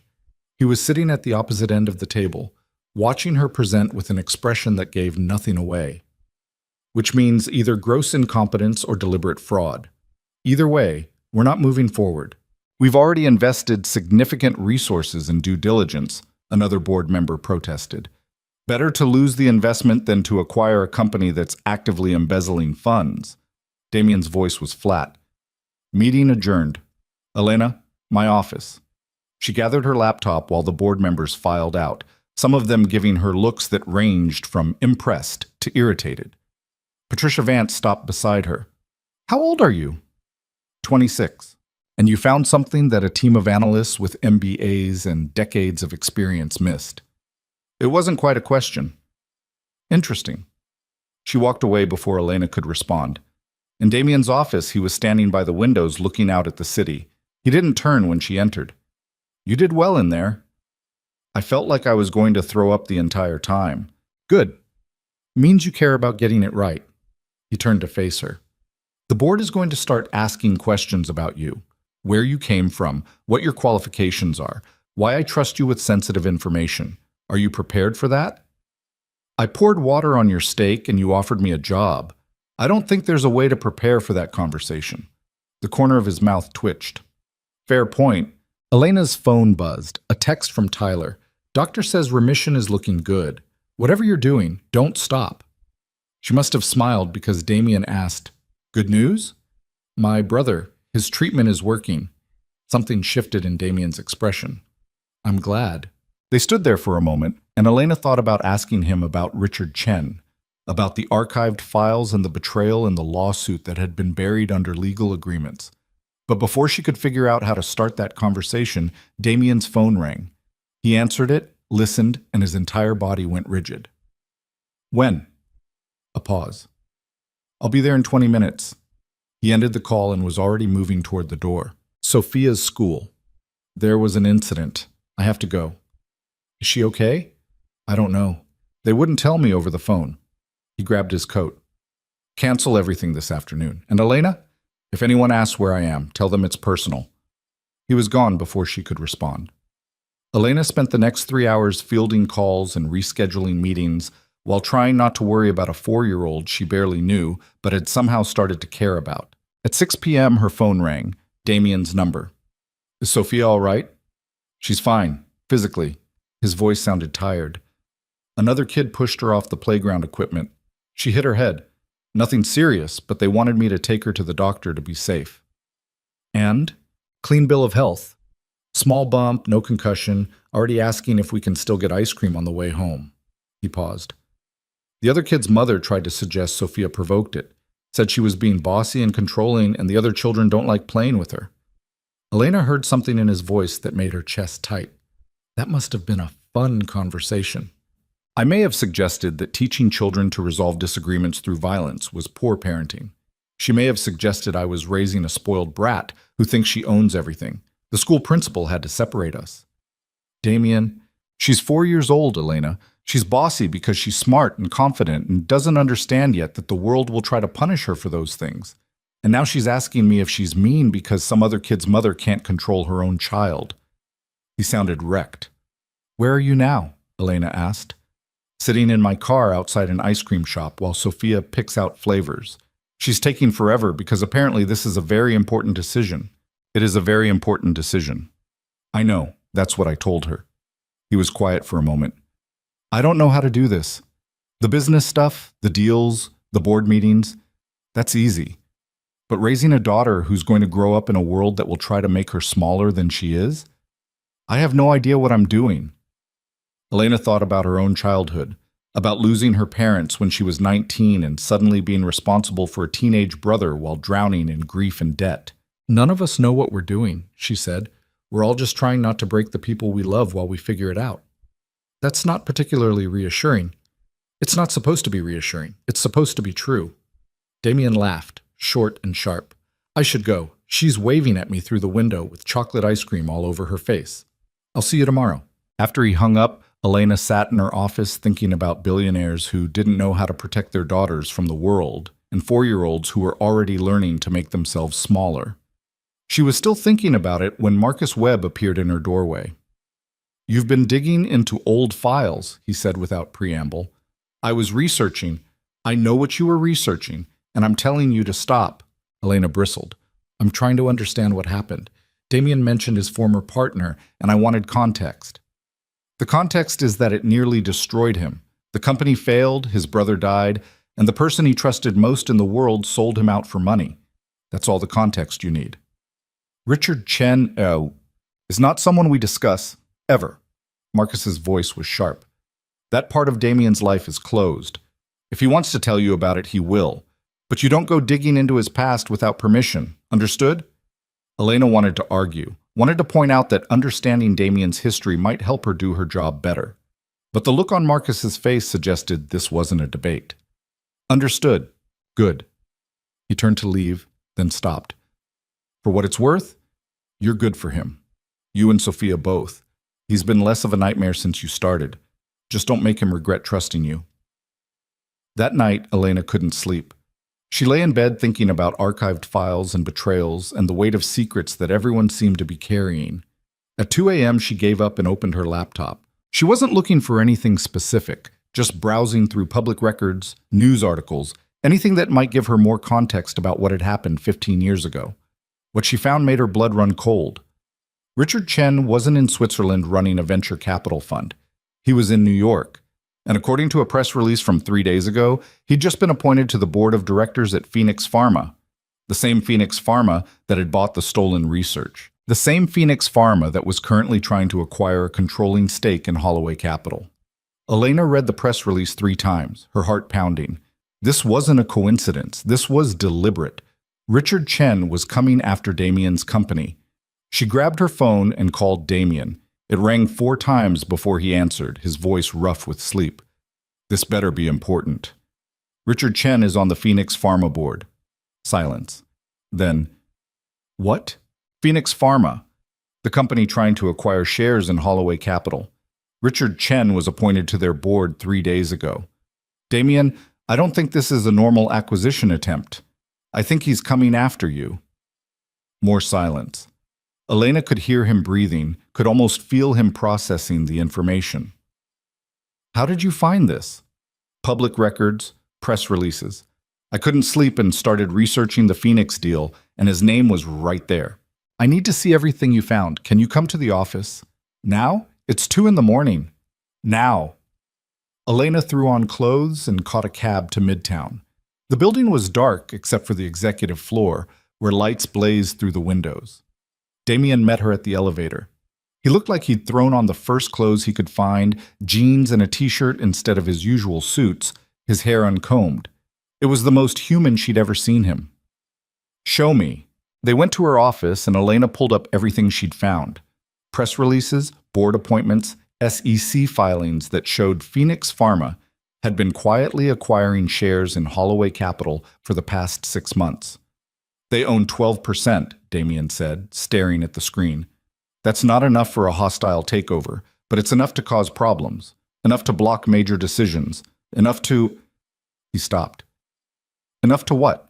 Enough to destroy the Henderson acquisition, the medical research deal, everything I've been building toward for the past decade. His hands were gripped tight on the desk. He waited. All this time, he waited until I was close to actually accomplishing something, and now he's going to tear it down. We don't know that for sure. Yes, we do. Damien turned to face her. This is what Richard does. He finds what you care about, and he destroys it. That's his specialty. Elena thought about the archived files, the systematic betrayal, the way Chen had dismantled everything from the inside. So what do? We fight. We find every piece of leverage we can, and we make it impossible for Phoenix to move forward. His eyes were cold, calculating. You're good at finding things people try to hide. Find me something on Richard Chen, something that makes him vulnerable. Anything. Damien, I'm not an investigator. I'm barely qualified to be your assistant. You found the Singapore fraud. You caught the Henderson contract clauses. You've uncovered more problems in 2 months than my entire analysis team finds in a year. You can do this. It wasn't a request. Elena spent the next 2 weeks living in databases and public records and financial filings. She canceled plans with Tyler, stopped sleeping regular hours, and consumed enough coffee to probably violate some kind of health regulation. Marcus helped when he could, providing access to resources she didn't know existed. But mostly it was Elena alone with her laptop, following threads that went nowhere and connections that dissolved under scrutiny. She was about to give up when she found it. It was buried in a 10-year-old lawsuit that had been settled out of court. A pharmaceutical company in Oregon had sued Phoenix Pharma for theft of intellectual property. The case had been dismissed due to lack of evidence, but the original filing named Richard Chen specifically as the individual who'd stolen the research. The pattern was there if you knew how to look for it. Chen had done this before, multiple times. He found promising research, stole it, sold it to Phoenix Pharma, and disappeared behind legal settlements and non-disclosure agreements. Damien had just been one in a long line of victims. Elena called him at midnight. I found something. 20 minutes later, they were in his office with documents spread across every available surface. 3 companies, Elena said, pointing to the timeline she'd built. Oregon Biotech, Chen Medical Research, and North Star Pharmaceuticals, all of them developing innovative treatments, all of them betrayed by Richard Chen, all of them destroyed while he walked away rich. Damien studied the documents with an expression that could have cut glass. This proves he's done it before, but it doesn't stop him from doing it now. No, but it gives us something else. Elena pulled up another file. I contacted the lawyer who represented Oregon Biotech. He's retired now, but he remembered the case. Said they had evidence that Chen was still using stolen research in current Phoenix Pharma products. They couldn't prove it in court because Phoenix buried everything under proprietary information claims. But if we could get access to Phoenix's internal development files, we could prove they've been profiting from stolen research for a decade. Damien's expression shifted from anger to something sharper. That's not just corporate espionage, that's fraud on a massive scale. The SEC would have to investigate. Phoenix's stock would collapse. Chen would face criminal charges. If we can prove it. If we can prove it, he agreed. He looked at her. This is dangerous, Elena. If Chen finds out we're investigating him, he'll come after us. After you. He plays dirty. So do we. I play dirty. You're a civilian who stumbled into a war she didn't sign up for. I signed up the moment I took this job. The moment I started digging into files I probably shouldn't have access to. Elena met his gaze. You wanted someone who would tell you the truth and fight for what matters. That's what I'm doing. Something changed in the way Damien looked at her, something that made Elena's breath catch. All right, we do this carefully, quietly. One wrong move and Chen will know we're coming. He started gathering the documents. I have a contact at the SEC, someone I trust. We'll need to build an airtight case before we approach them. They worked through the night, building timelines and connecting transactions and documenting every piece of evidence they could find. By the time the sun rose over Manhattan, they had the skeleton of a case. It wasn't enough yet, but it was a start. Elena went home at 7 a.m., took a shower, changed clothes, and came back to the office. She was running on adrenaline and determination and the knowledge that they were close to something that could change everything. At noon, Marcus appeared at her desk looking grim. Phoenix Pharma just announced a tender offer. They're trying to acquire 51% of Holloway Capital's shares. Elena's stomach dropped. That's a hostile takeover. That's exactly what it is, and they're offering a premium price. Shareholders are going to be tempted. Where's Damien? Emergency board meeting. They called it an hour ago. Marcus hesitated. Elena, this is bad.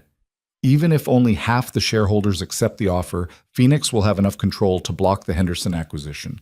Everything Damien's been working towards. So, I know. Elena was already grabbing her laptop. I need to get into that meeting.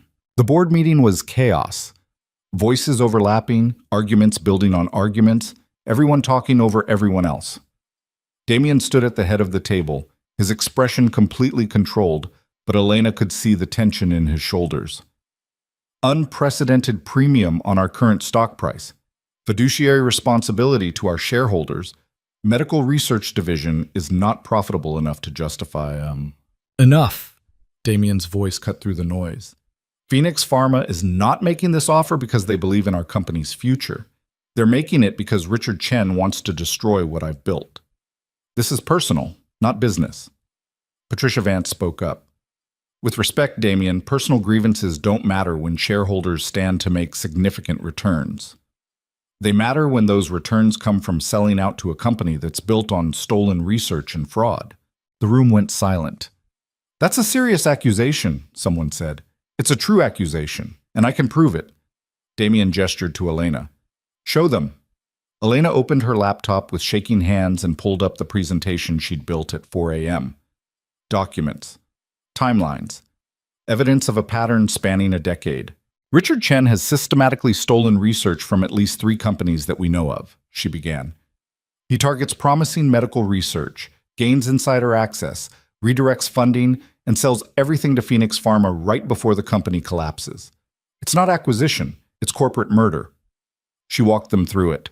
Oregon Biotech, Chen Medical Research, North Star Pharmaceuticals. The pattern was undeniable. And you think he's doing the same thing to us? Patricia asked. I think the hostile takeover is step 1. Once Phoenix has controlling interest, Chen will dismantle the medical research division, sell anything valuable, and leave Holloway Capital a shell company. Elena pulled up the final slide. Unless we stop him first. One of the board members, a man named Harrison who'd been silent until now, leaned forward. How do we stop a hostile takeover when they're offering prices we can't match? We don't fight them on price, Damien said. We fight them on reputation. If we can prove Phoenix Pharma has been profiting from stolen research, their stock will collapse. The SEC will investigate, and shareholders won't want to sell to a company facing criminal charges. Do you have enough evidence for that? Patricia's voice was skeptical. Almost. We need access to Phoenix's internal development files to connect the dots. But once we have that, we can prove everything. And how exactly do you plan to access their internal files? Damien smiled. It was not a pleasant smile. I have friends in uncomfortable places. Leave that to me. The board argued for another hour, but Elena could see the shift happening. Fear of Richard Chen's pattern outweighing temptation of Phoenix's premium offer. By the time the meeting ended, the board had voted to reject the tender offer and support Damien's counter-investigation. It was a small victory, but it was something. That night, Elena found Damien in his office staring at a photograph she'd never noticed before. A teenage boy with dark hair and Damien's eyes, smiling at the camera like the world was full of possibilities. That's James, Damien said without turning. 14 years old, 6 months before the cancer came back. Elena didn't know what to say. She stood in the doorway, watching this man who'd built an empire carry the weight of a brother he couldn't save. Richard Chen killed him, Damien said quietly. Not directly, but if the research hadn't been stolen, if the company hadn't collapsed, we would have had treatment options. James might have lived. He finally turned to look at her. That's why this matters. Not the money, not the company. Because somewhere out there is another 14-year-old kid who deserves better than what my brother got. We're going to stop him, Elena said. We're going to prove what he did, and we're going to make sure he can't do it to anyone else. You sound very certain. I am certain, because you're too stubborn to give up, and I'm too invested to walk away, and Richard Chen underestimated us both. Damien crossed the room and stood in front of her. They were close enough that Elena could see the exhaustion in his eyes, the weight of 15 years of grief and anger. Thank you, he said, for everything, for finding the evidence, for standing up in that meeting, for giving a damn about any of this. You hired me to tell you the truth and fight for what matters. This matters. It does. His hand came up like he was going to touch her face, then stopped. You should go home. Get some sleep. Tomorrow we start building a case that will destroy Richard Chen's entire world. Elena went home, but she didn't sleep. She lay in bed thinking about boys who died too young and companies built on stolen dreams and the man who'd carried both of those losses for 15 years. Somewhere in New York, Richard Chen was celebrating what he thought was a coming victory. He had no idea what was about to hit him. The SEC contact turned out to be a woman named Sarah Chen, which Elena found darkly ironic given that they were investigating someone with the same last name. Sarah was maybe 50, with sharp eyes and the kind of no-nonsense demeanor that came from spending 20 years investigating corporate fraud. They met in a coffee shop in Brooklyn at 7 a.m. on a Tuesday, far enough from Midtown that nobody would recognize Damien. You're certain about this? Sarah asked after reviewing the initial documents. Because if you're wrong, Richard Chen will bury you in lawsuits. And if you're right but can't prove it, he'll still bury you in lawsuits. We're certain, Damien said. The pattern is there. 3 companies, same methodology, same outcome. He's been doing this for over a decade. Pattern suggests behavior, but it doesn't prove current fraud. I need something concrete. Internal communications, development files, something that directly connects Phoenix Pharma's current products to the stolen research. We're working on that, Elena said. Sarah looked at her like she was trying to figure out how a 26-year-old former waitress ended up in a meeting about corporate espionage. Work faster. Phoenix is pushing hard on this acquisition. If they get controlling interest before you can prove fraud, it won't matter what evidence you find. They'll own you. After Sarah left, Damien and Elena sat in the coffee shop nursing drinks neither of them wanted. We need those internal files, Damien said. Without them, we have suspicions and patterns, but nothing actionable. How do we get files from inside Phoenix Pharma? Carefully, and probably illegally. He looked at her. Which is why you're not going to be involved in that part. Excuse me? Elena, I'm serious. What I'm about to do could land me in jail if it goes wrong. I'm not dragging you into that. You're not dragging me anywhere. I'm choosing to be here. She leaned forward. Whatever you're planning, I'm part of it. No. Damien, No. His voice was firm. You have a brother who needs you. A life that doesn't involve corporate warfare and potential felonies. I won't let you throw that away because you feel some kind of misplaced loyalty. Elena felt anger flash through her. Misplaced? You think I'm doing this out of loyalty? What else would you call it? I'd call it giving a damn about people like Tyler. About kids who deserve better than watching treatments disappear because someone decided their lives were worth less than profit margins. This isn't about loyalty to you. This is about stopping Richard Chen from doing to other families what he did to yours. Damien stared at her. Something complicated moved across his face. You're impossible. You hired me for that. I hired you to be my assistant, not my accomplice. Too late. I've already seen too much. So either tell me the plan or I'll make my own plan, and it'll probably be worse than yours. He almost smiled. That's a terrifying threat. It should be. They sat in silence for a moment. Outside, Brooklyn was waking up. People heading to work, kids walking to school, the normal rhythm of lives that didn't involve billionaires and corporate espionage. I have a contact, Damien said finally. Someone who used to work at Phoenix. They left on bad terms, and they might be willing to help. But if this goes wrong, it won't. You don't know that. Neither do you, but we have to try. The contact's name was Dr. Lisa Reeves, and she'd been Phoenix Pharma's head of research development until 6 months ago when she'd been fired for raising concerns about the origins of their flagship cancer treatment. They met her in a park in Queens 2 days later. She was in her 40s with tired eyes and hands that wouldn't stop moving. I knew something was wrong, she said, after Damien explained why they wanted to meet. The research we were using didn't match our development timeline. It was too advanced, too complete. When I asked where it came from, they told me it was proprietary acquisition. But the patents didn't exist. The original researchers weren't credited. It was like someone had just handed us years of completed work. Did you confront anyone about it? Elena asked. I went to Richard Chen directly. He was head of the research division then. Lisa's mouth tightened. He told me to stop asking questions, said I was jeopardizing the company's competitive advantage. When I wouldn't drop it, I got fired for supposed performance issues. Do you still have access to any of the research files? Damien leaned forward. No, they scrubbed my credentials the day they fired me. But I know someone who does. My former assistant, Marcus Chen. Elena and Damien exchanged glances. Related to Richard? Elena asked. His nephew. Richard got him the job, but Marcus is a good kid. Brilliant researcher, terrible at office politics. He's been questioning the same things I questioned. If you can convince him to help, he could get you access to the internal servers. Why would he risk his career for us? Damien's tone was skeptical. Because he watched his uncle destroy my career for asking the right questions. Because he's seen how Phoenix operates and it makes him sick. And because, unlike Richard, Marcus actually gives a damn about ethics. Lisa pulled out her phone.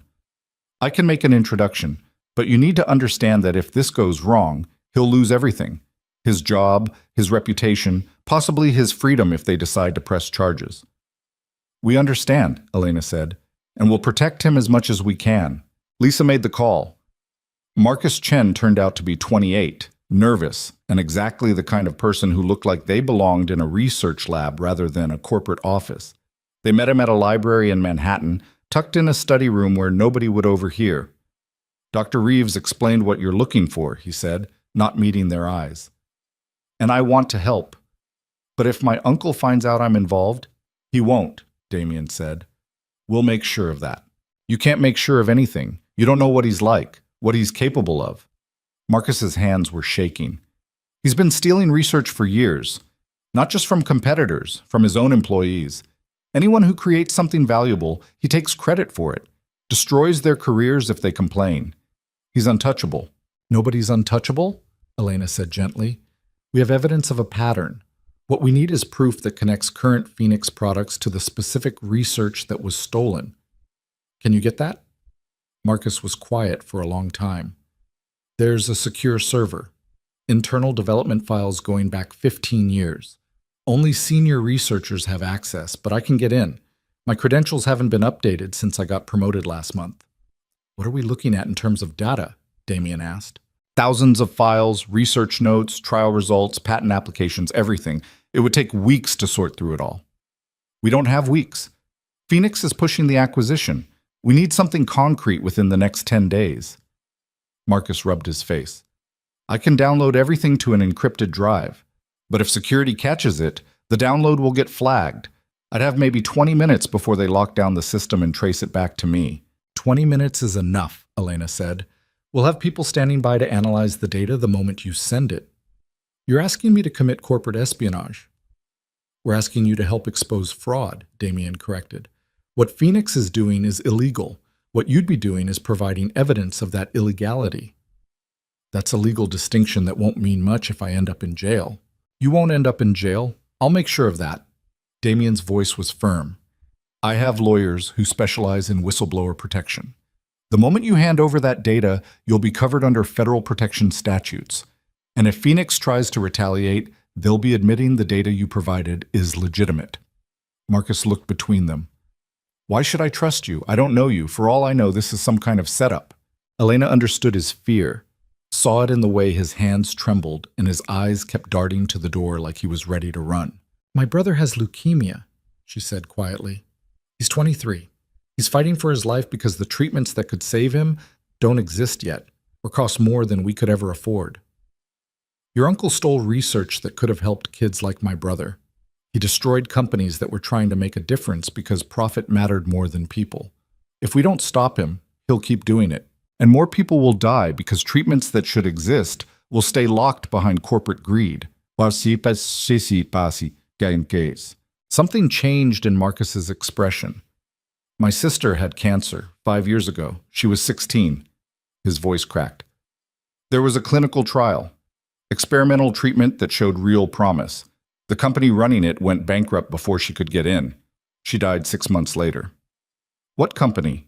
Damien asked, though Elena suspected he already knew. North Star Pharmaceuticals. They collapsed after someone sold their research to Phoenix. Marcus looked up. My uncle did that. He killed my sister. And I've spent 5 years working for him, watching him do the same thing to other companies and telling myself there was nothing I could do about it. Silence settled over the study room. So yes, Marcus said finally, I'll get you the files. Not because I trust you, because I can't keep being complicit in what he's doing. They spent the next hour planning. Marcus would access the server Friday night when most of the office was empty. He'd download everything to an encrypted drive and transfer it to a secure cloud account Elena would set up. The moment the upload was complete, he'd wipe his access logs and leave the building. What about after? Marcus asked. When this goes public and Phoenix starts investigating who leaked the data. You were one of 50 researchers with access to that server, Damien said. They won't be able to prove it was you, and if they try, my lawyers will bury them in whistleblower protection motions until they give up. It wasn't a perfect plan. There were a dozen ways it could go wrong, but it was the only plan they had. Friday night, Elena sat in Damien's office watching the clock. Marcus was supposed to start the download at 9 p.m. It was 8:45 and she felt like she might throw up. He's going to be fine, Damien said. He was sitting at his desk pretending to review contracts, but she could see the tension in his shoulders. You don't know that. No, but worrying won't change anything. Her laptop chimed, a notification that the cloud account had received new data. He's in, Elena said, pulling up the upload progress. Files are transferring now. They watched the progress bar crawl across the screen. 5%, 10%, 15%. Elena's phone rang. Marcus. Something's wrong, he said without preamble. His voice was tight with panic. The system flagged the download. Security is on their way up. How long do you have? Damien was already on his feet. 2 minutes, maybe less. Pause the download. Clear your access logs. Get out of there now. It's only at 20%. We won't have enough. Marcus, listen to me. Your safety matters more than the data. Clear the logs and leave. Now. The line went dead. Elena stared at the progress bar. 22%. Hundreds of files, but not enough. Not nearly enough to prove what they needed to prove. He got out, Damien said, checking his phone. Security reached his office, but he was already gone. They'll review the logs, but if he wiped them properly, they won't find anything. We don't have enough data. I know. Elena wanted to scream. They'd been so close. 22% might contain something useful, but it might also be nothing. random files that didn't prove the connection they needed. She opened the downloaded files and started searching. Most of it was technical research notes, development timelines, trial protocols, nothing that immediately jumped out as evidence of theft. Then she found a folder labeled Legacy Projects. Inside were files dating back 15 years. Research notes from Chen Medical Research, development protocols that matched exactly what Lisa Reeves had described, and buried in the metadata, the names of the original researchers, including Damien's name. "Look at this," Elena said, pulling up the files. Damien leaned over her shoulder, reading. She watched his expression change as he recognized his own work. Research he'd developed 15 years ago, now being used by Phoenix Pharma under different names and different patents. "They've been using my research this entire time," he said quietly. 15 years. Hundreds of millions in profits, all from work I did before Richard destroyed my company. This proves it. This proves Phoenix Pharma built their flagship products on stolen research. It proves they're using research that originated with me, but we need to prove they knew it was stolen. That Richard Chen deliberately fed them proprietary information he had no right to sell. Elena kept digging through the files. There had to be something, some email, some communication, some piece of evidence that showed Phoenix knew what they were buying. She found it in a subdirectory labeled Acquisition Correspondence, an email chain from 14 years ago. Richard Chen negotiating the sale of Chen Medical Research's assets to Phoenix Pharma. And in the third email, a Phoenix executive asking pointed questions about the research origins and whether there were any legal complications they should be aware of. Richard's response was a masterpiece of corporate doublespeak. He assured them the research was properly acquired and that all former stakeholders had been appropriately compensated. Except Damien had never been compensated, had never agreed to sell anything, had watched his company collapse while Richard sold everything to Phoenix and walked away rich. They knew, Elena said. Phoenix knew the research was questionable and they bought it anyway. Damien was reading the emails over her shoulder, his breath warm against her neck. This is enough. This proves conspiracy to commit fraud. The SEC can use this. Elena started compiling everything into a single folder. The development files, the emails, the metadata showing the original researchers, a complete paper trail connecting Phoenix Pharma's current products to research stolen from Damien 15 years ago. "We need to call Sarah," she said. "Not yet." Damien straightened. "First, we need to protect Marcus. If we go to the SEC now, Phoenix will start investigating the leak. We wait until we have legal protection in place." He made calls while Elena organized the evidence. Lawyers who specialized in whistleblower cases, federal prosecutors who handled corporate fraud. By midnight, they had a team assembled and Marcus had protection. By 2 a.m., they were in Sarah Chen's office with printed copies of everything they'd found. Sarah read through it all in silence, her expression getting progressively more grim. "This is bad," she said finally. "Phoenix Pharma is a publicly traded company. If this gets out, we're looking at potential criminal charges against their entire executive board. Richard Chen will definitely face prosecution. The company's stock will collapse." "Good," Damien said. "You understand this will also affect your acquisition, right? The hostile takeover will fall apart, but so will any future business relationship with Phoenix or its subsidiaries. You'll be radioactive in certain pharmaceutical circles. I don't want a business relationship with companies built on stolen research. I want them destroyed." Sarah looked at him for a long moment. "All right, give me 3 days to present this to the commission. Once they start the official investigation, everything becomes public record. Are you prepared for that?" "I've been preparing for this for 15 years. The next 72 hours were the longest of Elena's life. She went through the motions at work, attending meetings and managing Damien's schedule, while internally screaming with anxiety. Marcus had gone into hiding at a safe house Damien's lawyers provided. Phoenix Pharma was investigating the security breach but hadn't connected it to him yet. Tyler called to say his latest round of treatment was showing even better results. Elena listened to his excitement and felt the weight of knowing that the research helping him might have existed years earlier if Richard Chen hadn't destroyed the company developing it. On Tuesday afternoon, Damien called her into his office. "The SEC is announcing the investigation tomorrow morning. There will be a press conference. Sarah wants us there." "Why?" Because part of the announcement will be the establishment of a new foundation, the James Holloway Foundation for Pediatric Cancer Research, funded with $1 billion from Holloway Capital, dedicated to developing treatments that pharmaceutical companies won't touch because the profit margins are too small. Elena stared at him. $1 billion. James died because the treatments that could have saved him didn't exist. Other kids are dying right now for the same reason. If I can't bring my brother back, I can at least make sure his death meant something. Damien, I need you there tomorrow at the press conference. I need someone standing next to me who understands why this matters. Elena thought about all the ways she'd ended up here. Pouring water on a steak, taking a job she wasn't qualified for, digging through files looking for evidence of corporate fraud.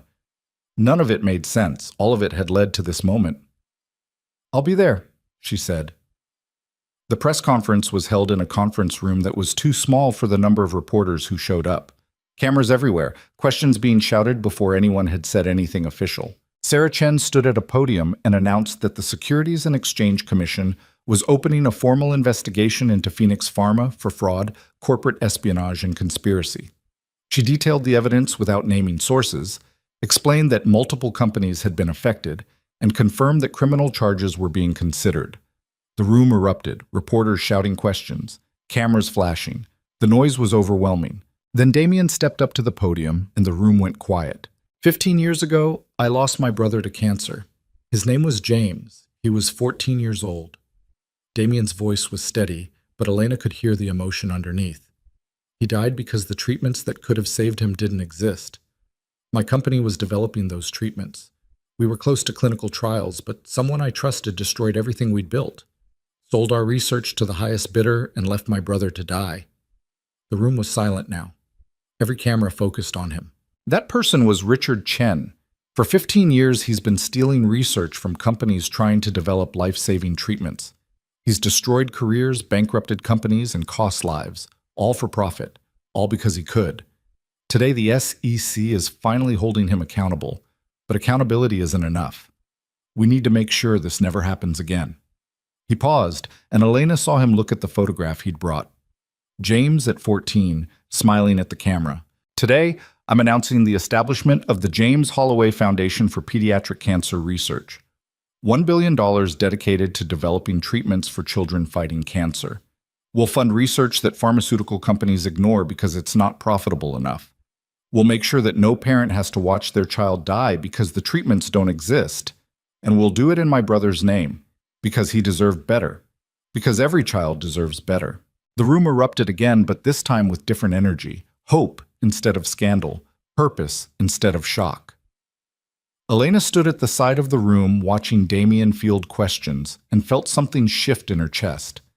This man who everyone feared, who'd built an empire on ruthlessness and calculation, who'd been so broken by betrayal that he'd spent 15 years becoming someone nobody could hurt again. He was finally fighting for something besides revenge. After the press conference, they went back to Damien's office. The city was spread out below them, indifferent to the bomb they'd just dropped on the pharmaceutical industry. Phoenix's stock is already falling, Marcus Webb reported. He'd been monitoring the markets during the press conference. Down 40% and dropping. The board is calling emergency meetings. Richard Chen's office released a statement denying everything. Let him deny it, Damien said. The evidence doesn't care about his denials. Elena's phone buzzed. A text from Tyler. Did you see the news? They're talking about a new foundation for cancer research. This is exactly what you were talking about. People who actually give a damn. She showed Damien the text. Your brother doesn't know you were involved in this? He asked. He knows I work for you. He doesn't know about the investigation or the evidence or any of it. I didn't want to get his hopes up in case we failed. We didn't fail. No, we didn't. They stood there in his office as the sun set over Manhattan, and Elena thought about how far they'd come. From a restaurant confrontation to corporate espionage to standing in front of cameras announcing a billion-dollar foundation. Thank you, Damien said quietly. For all of it. For digging through files you weren't supposed to see. For convincing Marcus to help. For standing next to me today. I couldn't have done this without you. You would have found another way. Maybe. But it wouldn't have been this way. And this way matters. He turned to face her. Elena, you're not just my assistant. His phone rang. He answered it, listened, and his expression went dark. When? Where is he now? All right, don't let him leave. He hung up and looked at Elena. Richard Chen is in the building. He's asking to see me. Elena's first instinct was to tell Damien not to meet with Richard Chen. Nothing good could come from a confrontation with the man who'd spent 15 years profiting from betrayal. But before she could say anything, Damien was already heading for the door. You're not doing this alone, she said, following him. Elena, don't. We've been through too much for you to shut me out now. He looked at her for a moment, then nodded. Fine. But if things get ugly, you leave. Understood? Understood. Richard Chen was waiting in the conference room, looking exactly like what he was. A man who'd built a fortune on other people's work and was now watching it collapse. He was maybe 50, well-dressed in a way that screamed expensive lawyers and country club memberships, but there was something desperate in his eyes. He stood when Damien entered. Thank you for seeing me. I didn't do it for you. I did it because I want to hear what possible justification you think you have for showing up here. Damien's voice was ice. Richard glanced at Elena. This is a private conversation. She stays. Say what you came to say or get out of my building. Richard sat back down, his composure cracking slightly. The SEC investigation is based on falsified evidence. You know that. You manufactured this entire scandal to destroy my reputation. I didn't manufacture anything. I just exposed what you've been doing for 15 years. Damien remained standing, towering over Richard in a way that was probably deliberate. You stole my research, destroyed my company, cost my brother his life, and you've done the same thing to at least 3 other companies that we know of. The only thing I manufactured was the patience to wait until I had enough evidence to bury you. Your brother died because the treatment didn't work, not because of me. The temperature in the room dropped about 20 degrees. Elena saw Damien's hands clench into fists, saw the muscle in his jaw tighten. For a moment, she thought he might actually hit Richard Chen. Instead, his voice went very quiet. My brother died because the clinical trials were canceled when you bankrupted the company. He died waiting for a treatment that was 6 months away from approval. So yes, Richard, you killed him. Maybe not directly, but you're responsible all the same. I was trying to save the research. Phoenix had the resources to actually develop it. Your company was failing. My company was failing because you were sabotaging it from the inside, redirecting funding, falsifying trial results to make investors pull out. You destroyed everything deliberately so you could sell the pieces to Phoenix. Richard's face flushed. You don't understand business. Sometimes hard decisions have to be made. Hard decisions. Damien laughed, and it was the ugliest sound Elena had ever heard. You stole years of research, destroyed careers, cost lives, and made millions doing it. That's not business. That's sociopathy dressed up in corporate language. I came here to offer you a deal. Richard's voice was strained. Drop the SEC investigation. Publicly retract your accusations. In exchange, I'll make sure Phoenix withdraws the hostile takeover. You keep your company, I keep my reputation, everyone walks away. Elena couldn't believe what she was hearing. You actually think he'd take that deal? Richard looked at her like he'd forgotten she existed. Who is this? Someone who knows what you did to your nephew's sister, Elena said. North Star Pharmaceuticals. You bankrupted them before they could complete a clinical trial that might have saved a 16-year-old girl, your own niece. How do you sleep at night? Something flickered across Richard's face. Guilt, maybe. Or just irritation at being confronted with an inconvenient truth. North Star was poorly managed. They would have failed eventually. They failed because you made sure they would fail. Just like you made sure Chen Medical Research would fail. Just like you're trying to make Holloway Capital fail. Elena stepped forward. But here's what you don't understand. Damien isn't fighting you for his company or his reputation. He's fighting you because kids are dying while you profit from stolen research. And that's a fight you can't win by offering deals. Richard turned back to Damien. You're really going to let some assistant speak for you? She's not speaking for me, she's speaking the truth. And yes, I'm going to let her, because unlike you, I value people who tell me the truth even when it's uncomfortable. Damien moved to the door and opened it. We're done here. The SEC has everything they need. Phoenix Pharma is facing criminal charges. Your career is over. And the James Holloway Foundation is going to spend the next 50 years doing the work you should have been doing instead of stealing from people who actually gave a damn. Richard stood slowly. You're making a mistake. I have lawyers, resources, political connections. You think one SEC investigation will destroy me? No. I think 15 years of documented fraud, corporate espionage, and conspiracy will destroy you. The investigation is just the beginning. Damien's voice was absolutely certain. You're going to lose everything. Your position, your reputation, probably your freedom when the criminal charges stick. And every day you spend watching your world collapse, I want you to think about James, about Marcus Chen's sister, about every person whose life you destroyed because you were too greedy and too soulless to care about anyone but yourself. But Siddiqui Ashish. Richard walked to the door, then stopped. I'm sorry about James. No, you're not. You're sorry you got caught. There's a difference. After Richard left, Damien stood at the window staring out at the city. Elena could see the tension in his shoulders, the way his hands were still clenched tight. Are you okay? She asked quietly. I looked him in the eye.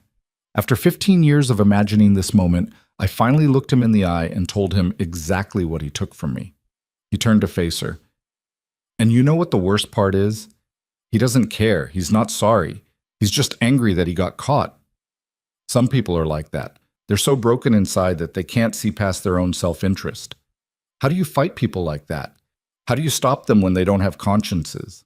Elena thought about her years as a waitress, about the customers who'd treated her like she was invisible, about the slow erosion of dignity that came from being powerless. You don't fight them by becoming like them. You fight them by refusing to let them turn you into something broken. She walked over to stand beside him. You could have spent 15 years becoming Richard Chen, building an empire on ruthlessness and not caring who you hurt. But you didn't. You built something that actually matters. And that's how you win. Damien looked at her with an expression she couldn't quite read. When did you get so wise? I'm not wise. I'm just tired of watching people with power use it to make the world worse instead of better. His hand came up and touched her face, gentle in a way that seemed impossible for someone everyone feared. I don't deserve you, he said quietly. Probably not, but you're stuck with me anyway. He smiled, and it was the first real smile she'd ever seen on him. Not the sharp predator smile or the cold calculation, but something genuine and warm and entirely human. Then his phone rang, shattering the moment. He answered it, listened, and his expression shifted. We'll be right there. What happened? Phoenix Pharma just announced they're filing for bankruptcy protection. The board voted to dissolve the company rather than face the criminal investigation. He grabbed his coat. Sarah wants us at a press conference in an hour. The SEC is going to announce criminal charges against Richard Chen personally. The press conference was chaos. More reporters than before, all of them screaming questions about the bankruptcy and the charges and what this meant for the pharmaceutical industry. Sarah Chen stood at the podium looking grimly satisfied. This afternoon, the Securities and Exchange Commission filed criminal charges against Richard Chen for fraud, corporate espionage, conspiracy, and multiple violations of federal securities law. We're also filing civil charges against Phoenix Pharma's former board of directors for knowingly profiting from stolen intellectual property. The room erupted with questions. Sarah held up a hand. This investigation uncovered a pattern of corporate theft spanning 15 years. Multiple companies were targeted. Hundreds of millions of dollars in research was stolen. And most importantly, medical treatments that could have saved lives were delayed or destroyed entirely. This isn't just white-collar crime. This is a case where corporate greed had direct human consequences. A reporter shouted, "What about the hostile takeover of Holloway Capital? Phoenix Pharma has withdrawn all acquisition attempts. The tender offer has been canceled. Shareholders who already sold their shares will have those transactions reversed." Another reporter, "Is Damien Holloway facing any charges for his role in exposing this fraud?" Mr. Holloway cooperated fully with our investigation. He provided evidence, testimony, and resources. He's a victim in this case, not a perpetrator. After the press conference, Damien and Elena went back to his office. The city lights were coming on, turning Manhattan into something almost beautiful. "It's over," Elena said. "Richard Chen is going to prison. Phoenix is gone. The foundation is funded. It's actually over. The legal battles will take years, But yes, the important part is over. Damien sat down at his desk, and for the first time since Elena had met him, he looked tired. Not exhausted from work, but tired in a deeper way. Like he'd been carrying something heavy for so long that putting it down left him unsure how to stand. "What happens now?" Elena asked. "Now we build something. The foundation needs leadership, research priorities, clinical trial partnerships. It's going to take years to get it running properly." "That's not what I meant." He looked at her. "What did you mean?" "I mean what happens with us, with this." She gestured between them. "I'm your assistant. You're my boss. But somewhere along the way, this became something else. And I don't know what to do with that." Damien was quiet for a long moment. "3 months ago, you poured water on my dinner and called me a lonely bully. You were right. I was lonely. I'd spent 15 years building walls so high that nobody could hurt me again. And then you showed up and started knocking holes in those walls without even trying. I wasn't trying to knock anything down. I was just trying to survive." "I know. That's what made it work." He stood and walked over to where she was standing by the windows. "Elena, you're 26 years old. You have your whole life ahead of you, a brother who needs you, dreams that don't involve corporate warfare, and billionaires with more baggage than a 747. You could leave tomorrow and build something amazing with your life. Is that what you want? For me to leave?" "I want you to have choices. Real choices. Not just staying because you need the health insurance or because you feel obligated." Elena thought about the past 3 months, about learning to navigate a world she'd never imagined being part of, about finding evidence and building cases and standing in front of cameras announcing billion-dollar foundations, about Friday night pizzas with a 4-year-old and her complicated father. "I'm not staying because I need the insurance," she said. "I'm staying because I want to see what we build next. The foundation, the research, all of it. I want to be part of something that matters. And the other part? The part that's not about work? The part where I've completely fallen for a billionaire who terrifies everyone but makes his daughter laugh and fights for kids he'll never meet because his brother deserved better?" Elena felt her face heat up. "That part is terrifying and probably a terrible idea, and I'm doing it anyway." Damien's hand came up to cup her face. "I'm difficult. I'm demanding. I have a 4-year-old daughter who will definitely test your patience and probably put frogs in your handbag at some point. And I'm still learning how to be a person who doesn't solve every problem by throwing money at it or threatening people.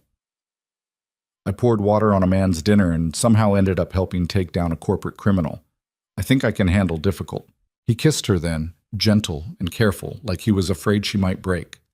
Elena kissed him back and thought about how nothing in her life had gone the way she planned, how she'd ended up here through a series of accidents and desperate choices and moments of completely insane courage. When they broke apart, Damien rested his forehead against hers.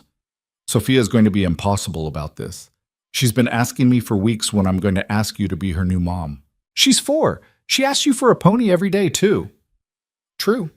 But I'm seriously considering the pony just to distract her from the wedding questions she's definitely going to start asking."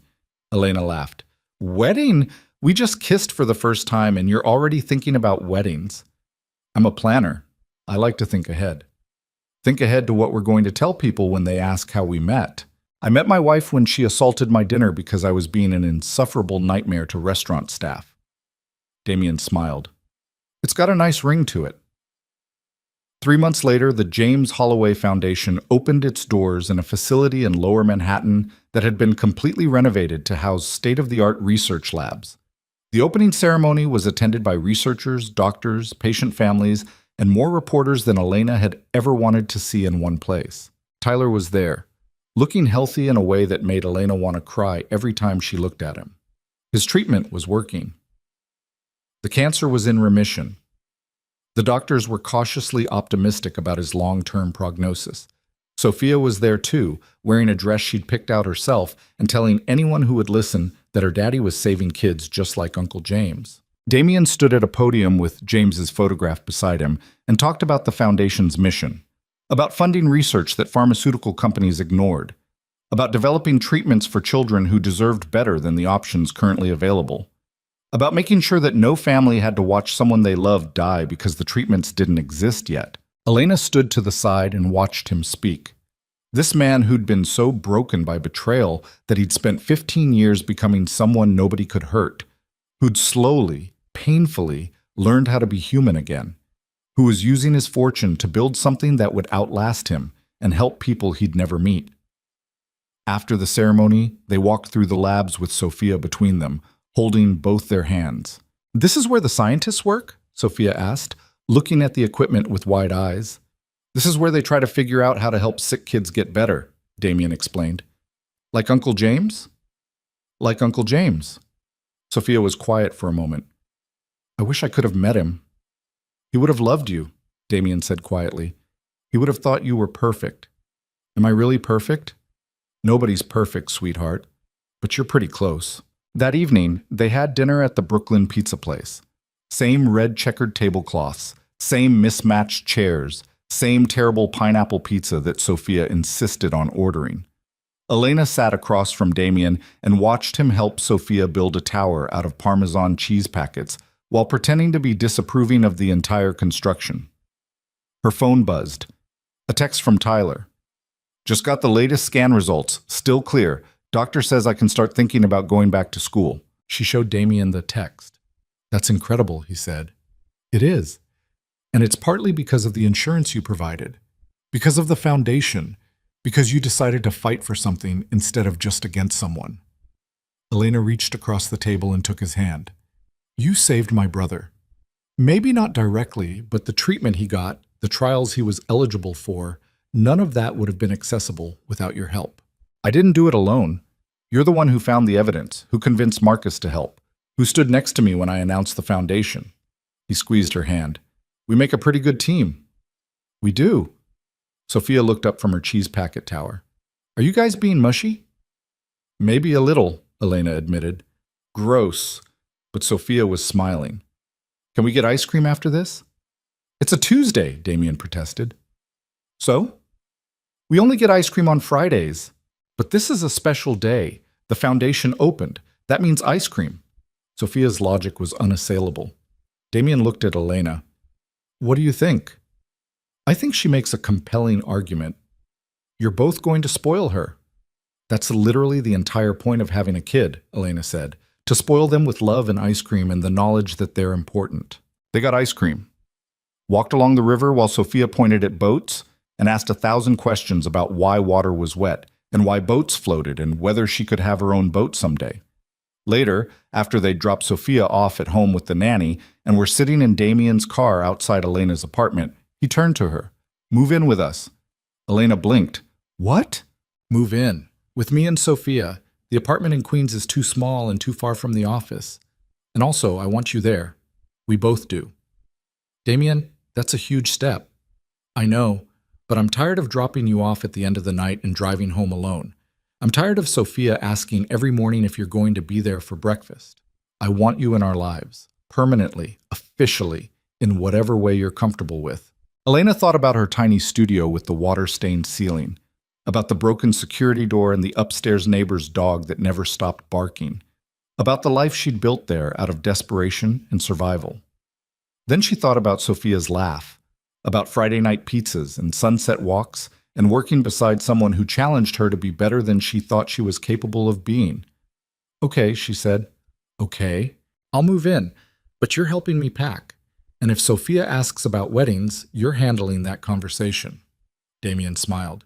"Deal." 6 months later, Elena stood in Damien's home office looking at the wall he'd dedicated to the foundation's successes. 3 clinical trials fully funded. 2 new treatments in development, 17 children currently enrolled in experimental therapies that wouldn't have existed without the foundation's support. One of those children was a 14-year-old boy with leukemia. His picture was on the wall alongside his progress reports. He was in remission. The treatment was working. His name was James. Different James, but the name felt significant anyway. Elena heard small feet running down the hallway. Sophia appeared in the doorway, already in her pajamas even though it was only 7 p.m. "Elena, can you help me with my homework? Daddy's on a work call and he said you're better at reading comprehension anyway." "He did he? He said you're better at understanding what people really mean instead of just what they say." Elena smiled. "Come on, let's see what you're working on." They sat at the kitchen table while Sophia worked through questions about a story she'd read in school. Damien emerged from his office call looking harried. "Sorry, The Singapore team had questions about the latest research partnership. He stopped when he saw them at the table. I didn't mean to interrupt homework. You're not interrupting, Elena said. We're almost done anyway. Sophia finished the last question and held up her worksheet triumphantly. All done. Can I watch a show before bed? One show, Damien said. Then teeth in bed. School tomorrow. After Sophia ran off to the living room, Damien sat down beside Elena. How was your day? Good. Tyler called. He got accepted to Columbia. Full ride scholarship. He starts in the fall. That's amazing. It is. He wants to study medical research. Says he wants to help develop treatments like the ones that saved his life. Elena felt tears prick her eyes. A year ago, I was drowning in debt trying to keep him alive. Now he's going to Columbia to study how to help other people. Damien pulled her into a hug. You did that. You kept fighting for him even when it seemed impossible. We did that. Together. They sat there in the kitchen, holding each other, while Sophia's cartoon played in the other room and the city lights sparkled through the windows. Elena thought about the night she'd poured water on a billionaire's dinner, about quitting her job in a fit of desperate courage, about taking a position she wasn't qualified for because she had no other choice. None of it had been part of a plan. None of it had made sense at the time. But somehow, through all the chaos and fear and impossible choices, she'd ended up here, in a home that felt warm instead of empty, with a partner who challenged her and trusted her and loved her, with a little girl who'd decided Elena was going to be her person and refused to accept any other reality, with a life that mattered in ways she'd never imagined. Damien pulled back and looked at her. I have something for you. He reached into his pocket and pulled out a small box. Elena's heart stopped. Damien, I know we've only been together officially for 6 months. I know there's an argument for waiting longer, being more careful, making sure we're absolutely certain. He opened the box to reveal a ring. Simple, elegant, perfect. But I've spent 15 years being careful, being certain, building walls to keep people out.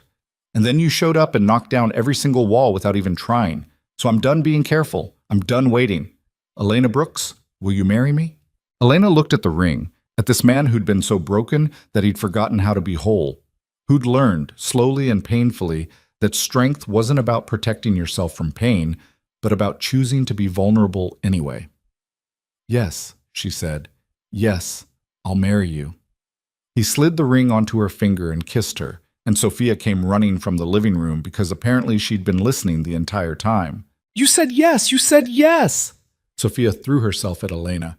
Now you're really going to be my mom. Sophia, honey, it doesn't work exactly like that. Yes, it does. Daddy said so. He said when people get married, they're family forever. Elena looked at Damien over Sophia's head. I may have explained the concept of marriage in fairly simple terms, he admitted. Fairly simple? She's 5. I worked with what I had.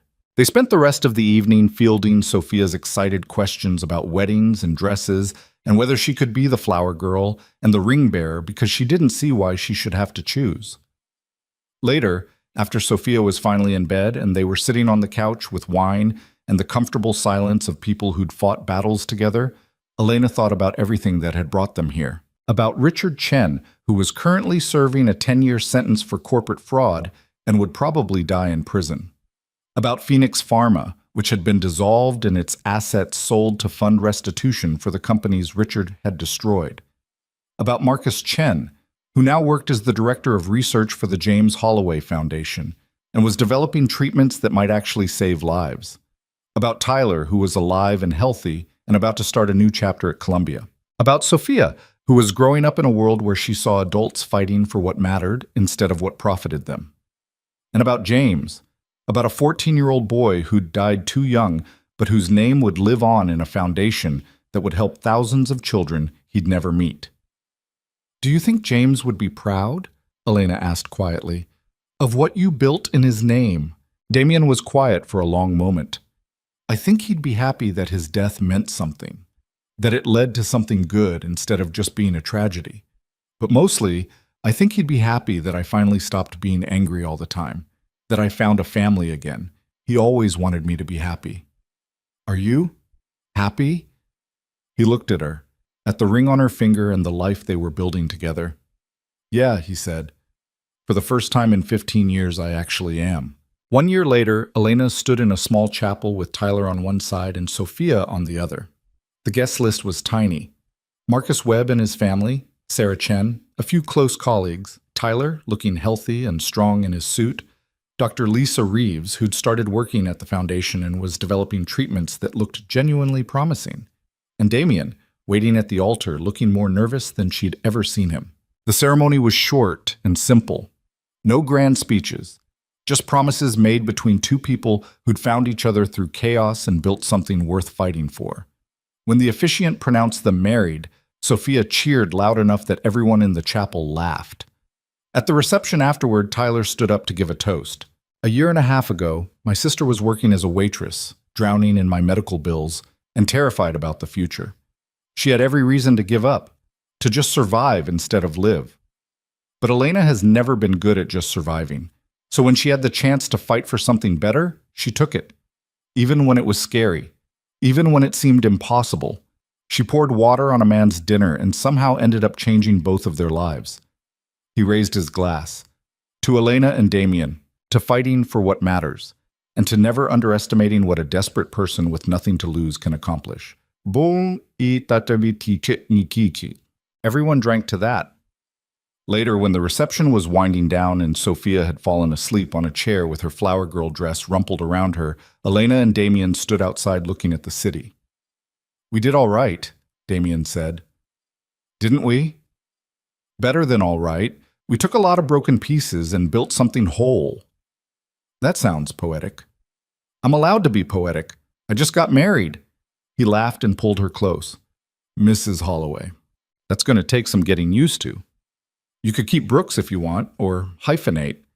"No, I like Holloway. It sounds like someone who does important things instead of just surviving." She leaned against him. "What happens now?" "Now we keep building. The foundation, our family. A life that matters to someone besides just us." He kissed the top of her head. "And we make sure Sophia doesn't grow up thinking pineapple on pizza is acceptable." "That's a losing battle." "Probably. But some battles are worth fighting even when you know you'll lose." They stood there holding each other while the city hummed around them, full of people living lives and fighting their own battles, and trying to build something worth having. Elena thought about the scared waitress who'd poured water on a billionaire's dinner, about how that moment of desperate courage had led to everything that came after, about how the scariest decisions sometimes turned out to be the best ones. She thought about James Holloway, who she'd never met but who'd changed her life anyway, about how his death had led to a foundation that would save lives for generations, about how tragedy could become purpose if you were brave enough to fight for it. And she thought about the future, about the children who would benefit from research they were funding, about the families who wouldn't have to watch someone they loved die because treatments didn't exist, about Tyler going to Columbia and Marcus Chen developing therapies, and all the ways that choosing to fight instead of give up had rippled outward. "I love you," she said to Damien. "I love you too, even though you support Sophia's terrible pizza choices." "Especially because I support Sophia's terrible pizza choices." He laughed, and it was the sound of someone who'd finally learned how to be happy again, how to let people close enough to hurt him because they were also close enough to heal him. They went back inside to wake up Sophia and head home, to the life they'd built from broken pieces and desperate choices and the kind of courage that came from having nothing left to lose. It wasn't perfect. Nothing ever was. They still fought sometimes, still made mistakes, still had days when the weight of everything they were trying to do felt impossible. But they had each other, and they had something worth fighting for. And in the end, that was enough.